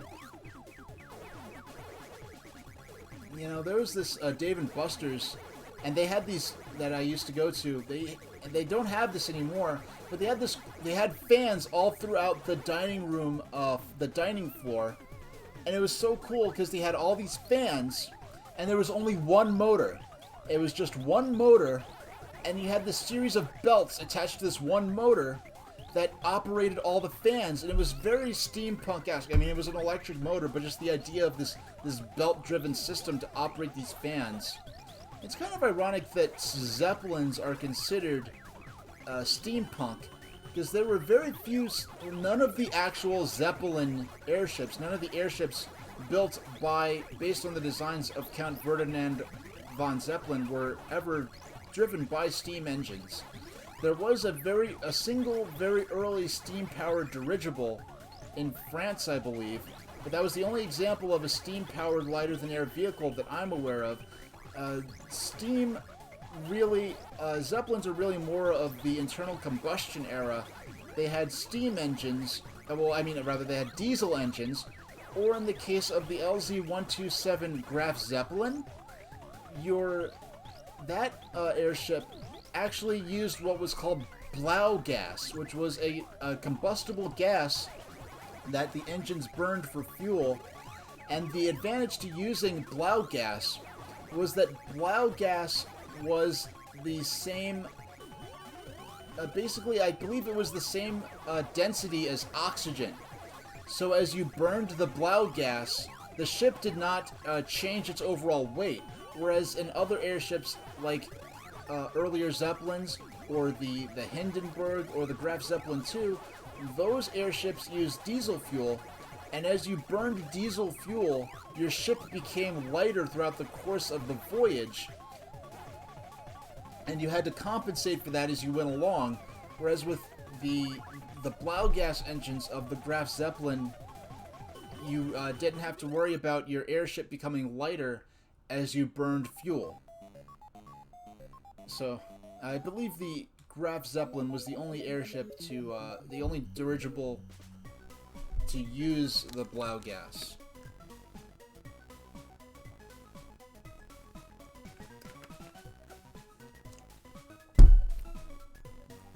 Now, the first Graf Zeppelin was the LZ-127,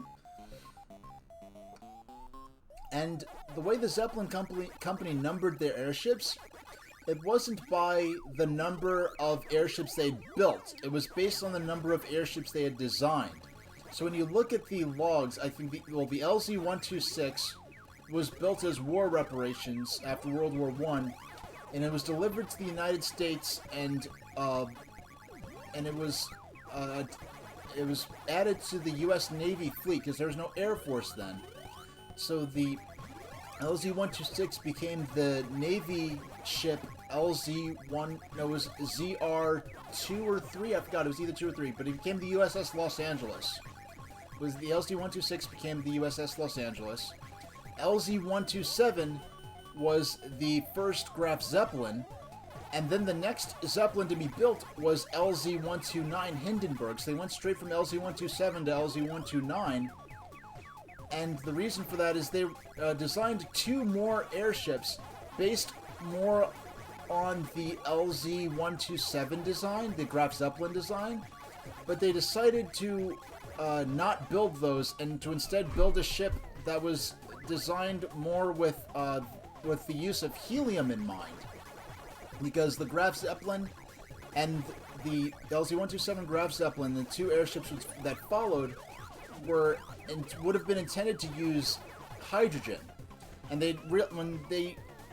I guess at some point they expected to have access to helium, and so the reason I understand that the Hindenburg was so much larger than earlier Zeppelin dirigibles was because the helium has, I think it's 10% less lifting capacity than hydrogen does. So in terms of lifting capacity, in terms of being able to carry as many passengers as possible, hydrogen is actually a more efficient gas to use, but it runs the risk of explosions, as eventually took place with the Hindenburg. And when they decided to switch from hydrogen airships to helium airships, they built those designs, the Hindenburg being the first of them, to a much larger design to compensate from the lack of lifting capacity in a smaller hydrogen airship. But they ended up not having access to helium for rather legitimate reasons, in my opinion. And because of that, they were able to have, I think, a couple of extra cabins. They added extra cabins to the design when they realized they were going to fly using hydrogen instead of helium with the Hindenburg. And the earlier airships that flew using hydrogen, like the LZ-126, well, the LZ-126 was flown with helium once it reached the U.S., but it was originally designed for use with hydrogen, or the Graf Zeppelin originally flew with hydrogen. Well, it only flew with hydrogen.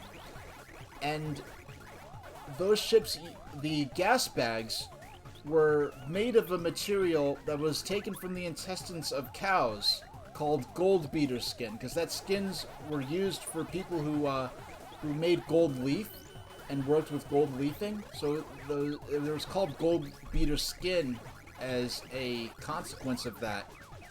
But it was also useful because they held helium, those skins, but they were not, they did not build up a static charge, which vulcanized rubber had a tendency to build up a static charge, which was a risk when you had a hydrogen environment, that any static buildup could potentially spark a hydrogen fire. So the gas bags on the Hindenburg actually were vulcanized rubber, as I understand, which You know, so you didn't have the anti-static gas bags on the Hindenburg because they expected to be able to fly it using helium instead of hydrogen, which didn't happen, and led to the ship's demise. How did we get on this? We got into this because of... oh yeah, we ended up we're now discussing the history of the passenger airship industry, because I was talking about why I like to have my console on camera here, and I found a way to do that even though I do not have a proper console cam inset, because I do not have a second webcam. I bought a cheapo webcam for like $10. I'm like, okay, I don't need it to be a high resolution image, I don't need it to look good, I just want to be able to have the console be on screen. And the camera was so garbage that it wasn't even worth using. It just looked like a camera with Vaseline smeared across it, to the point where you could not see anything that appeared on this camera. Alright, so it's already 1:20 a.m. Give it another 10 minutes. And maybe we'll see who's around that we could raid. Okay. Yeah, we'll give it... And the cool thing is that 10 minutes equates to 2 more games of this. So we'll play this 2 more times, and then we'll move on to someone. I'll send you off to someone else who happens to be streaming. And return the favor Pete did for me earlier. And I'd just like to thank all you new folks who showed up and stuck with me, whether it was for a couple minutes or for an extended period of time, because it's already been a while since that raid took place. But yeah, I always have a blast. I've only just started streaming. I feel so fortunate to already have, you know, some regulars, you know, that show up in my stream that talk about, you know, oh, I love, you know, the things they like to eat or the things I like to do while they watch or listen to my stream. You know, I'm lucky to have that. You know, only 20 and change streams into my streaming hobby. So let's see if we could beat in these last in these last couple of games tonight. Let's see if I could beat my old high score, which will require a little more focus, but we'll see how I do. Woo! Okay, got it. And there is me deciding to go for the consecutive dot collecting bonus points rather than the bonus points that... There we go. There we go. Got both halves to reset at about the same time, which doesn't happen all that often. There we go. Got him. Oh, you're not gonna get me. I'm gonna get you. Yeah, there we go. There we go. Am I gonna get all 4? Am I gonna get... Yeah, I'm gonna get all 4. I got all 4. Nice. Ooh, that was scary. Oh, I just hit down and I just flat out did not mean to. Okay. Ooh. Okay. And we go down and up. Oh, well thank you, Kalaka Boy. I tried to be worth the time. And that's part of why I have qualified for to apply for affiliate.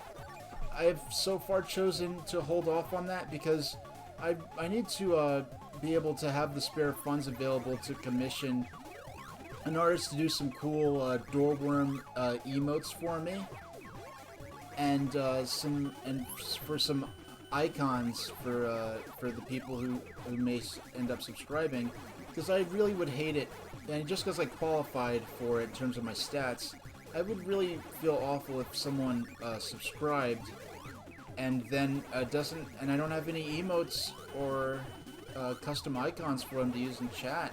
So I've just held off on applying for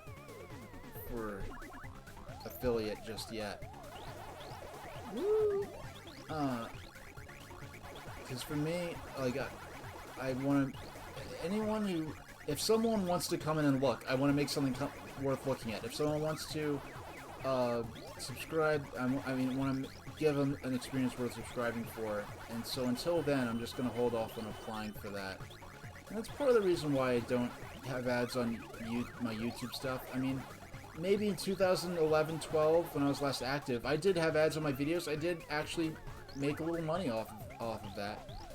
But now, like, the quality of my videos I don't think is quite high enough to justify putting the enabling ad revenue.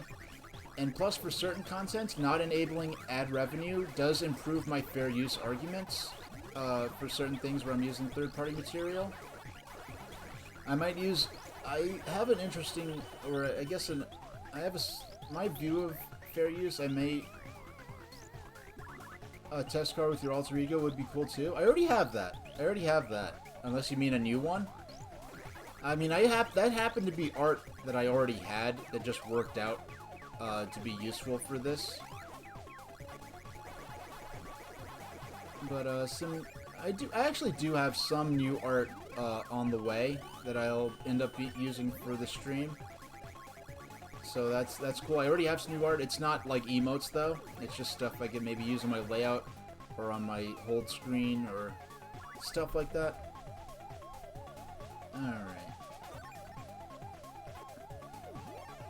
Oh shucks, that I really gets. I only have 13 seconds left. I gotta make this count.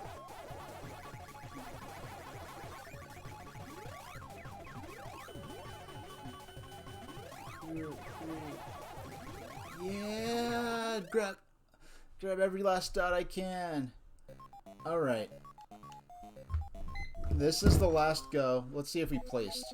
You know, it's cool. It breaks down my score throughout each minute of the game, because the game is a total of 5 minutes. I did not even place. So, this is it. This is for the road, guys. Let's go. Let's do this.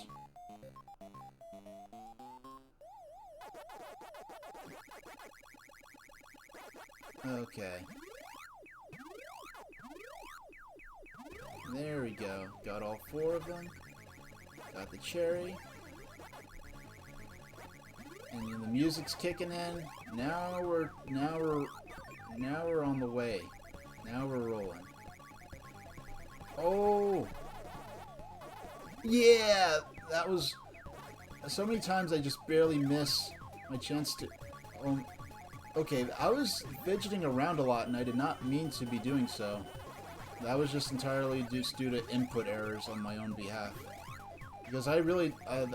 the Pro Controller I'm playing with has a nice little D-pad on it, so I can't really blame it.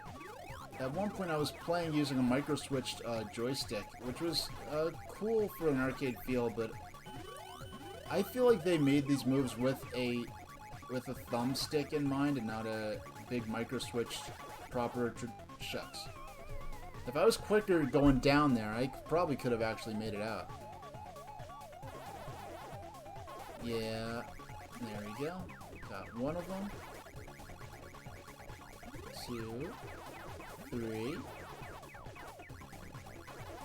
I just wanted to wait till he actually got into the ghost house and fully regenerated before I started chowing down there.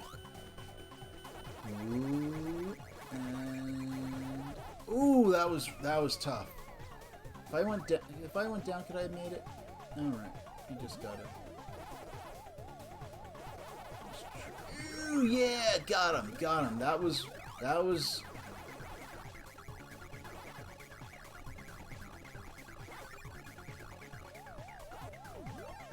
Ooh, oh, I tried to. I don't know why I just hit right instead of continuing downward.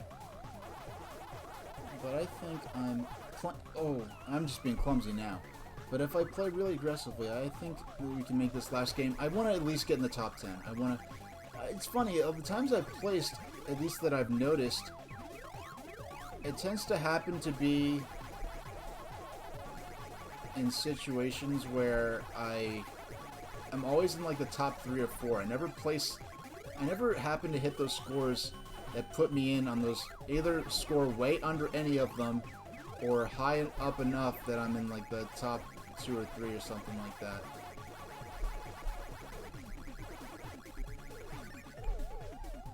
There we go. Oh, I keep conflating the fruits with the power pellets, which is a dangerous thing to do, because the fruits only make the maze transform and add more dots to eat. They do not actually... Yeah. Oh, I got the peach to appear, but let's see. Okay, we got 2 minutes left. 2 minutes left. Okay. Oh, shucks. Okay, that did not go the way I hoped. But that was entirely... that's the thing. I mess up a lot in this game. But even though... yeah, like... I just like the balance they got in this game, where if you mess up, you won't do well in the game, but messing up a lot does not ruin your experience in playing the game. They got this amazing balance down in that regard, and I can't stop appreciating that. And that's probably the thing I love the most about... oh my gosh, I got totally, like, entrapped from all sides there. But there's... oh no, there's no... I am not losing. I am surviving this last minute. I'm not losing my last... I am getting to time over on my last playthrough. There's no way I'm losing my last playthrough to anything other than...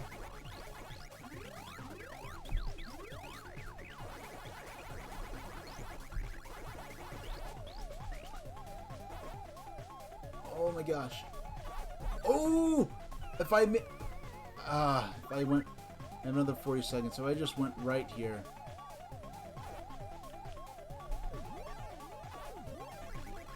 Yeah.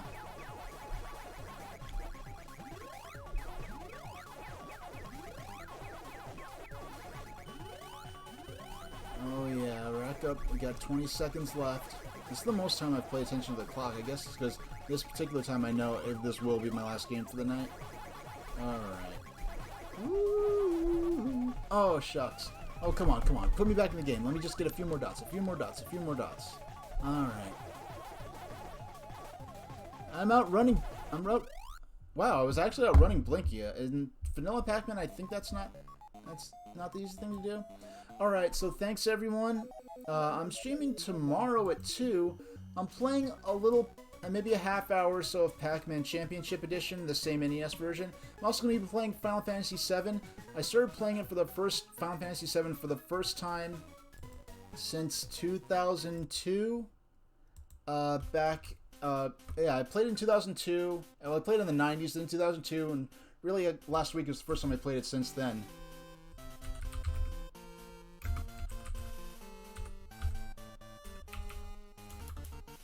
Now, if I'm doing this raid thing right... I don't think I did that right. I just look silly now. Okay, I'll just do it. Why don't I do it straight from the stream manager on Twitch? And, I will see you next time. Yeah, tomorrow at... what is it, 2 or 3? Yeah, tomorrow at 3, I'll be playing a little half-hour Pac-Man, and then... yeah. Oh, interesting topics? Oh, thanks. Yeah, I have a lot of esoteric interests, and so I'm up to the Shinra building in Final Fantasy VII. I'm gonna get out of Midgar. I'm probably gonna play through, maybe up through the first Genova fight, if that means anything to you. I'm probably not going to play through the whole game because I do want to move on to other things, and that's only as far as I got back in the 90s before me and my brother got stuck doing not knowing how to play RPGs. So tomorrow at 3, half hour, a little Pac-Man warm-up, and then Final Fantasy VII, and the same thing the day after tomorrow. So the next 2 days, I'm going to be streaming at 3, little Pac-Man Championship Edition and Final Fantasy VII, and after that, maybe Paper Mario or Mario 64 or something like that. Every game I mention is basically the first time I'm playing it on stream, so I'll see you next time, and thanks for watching.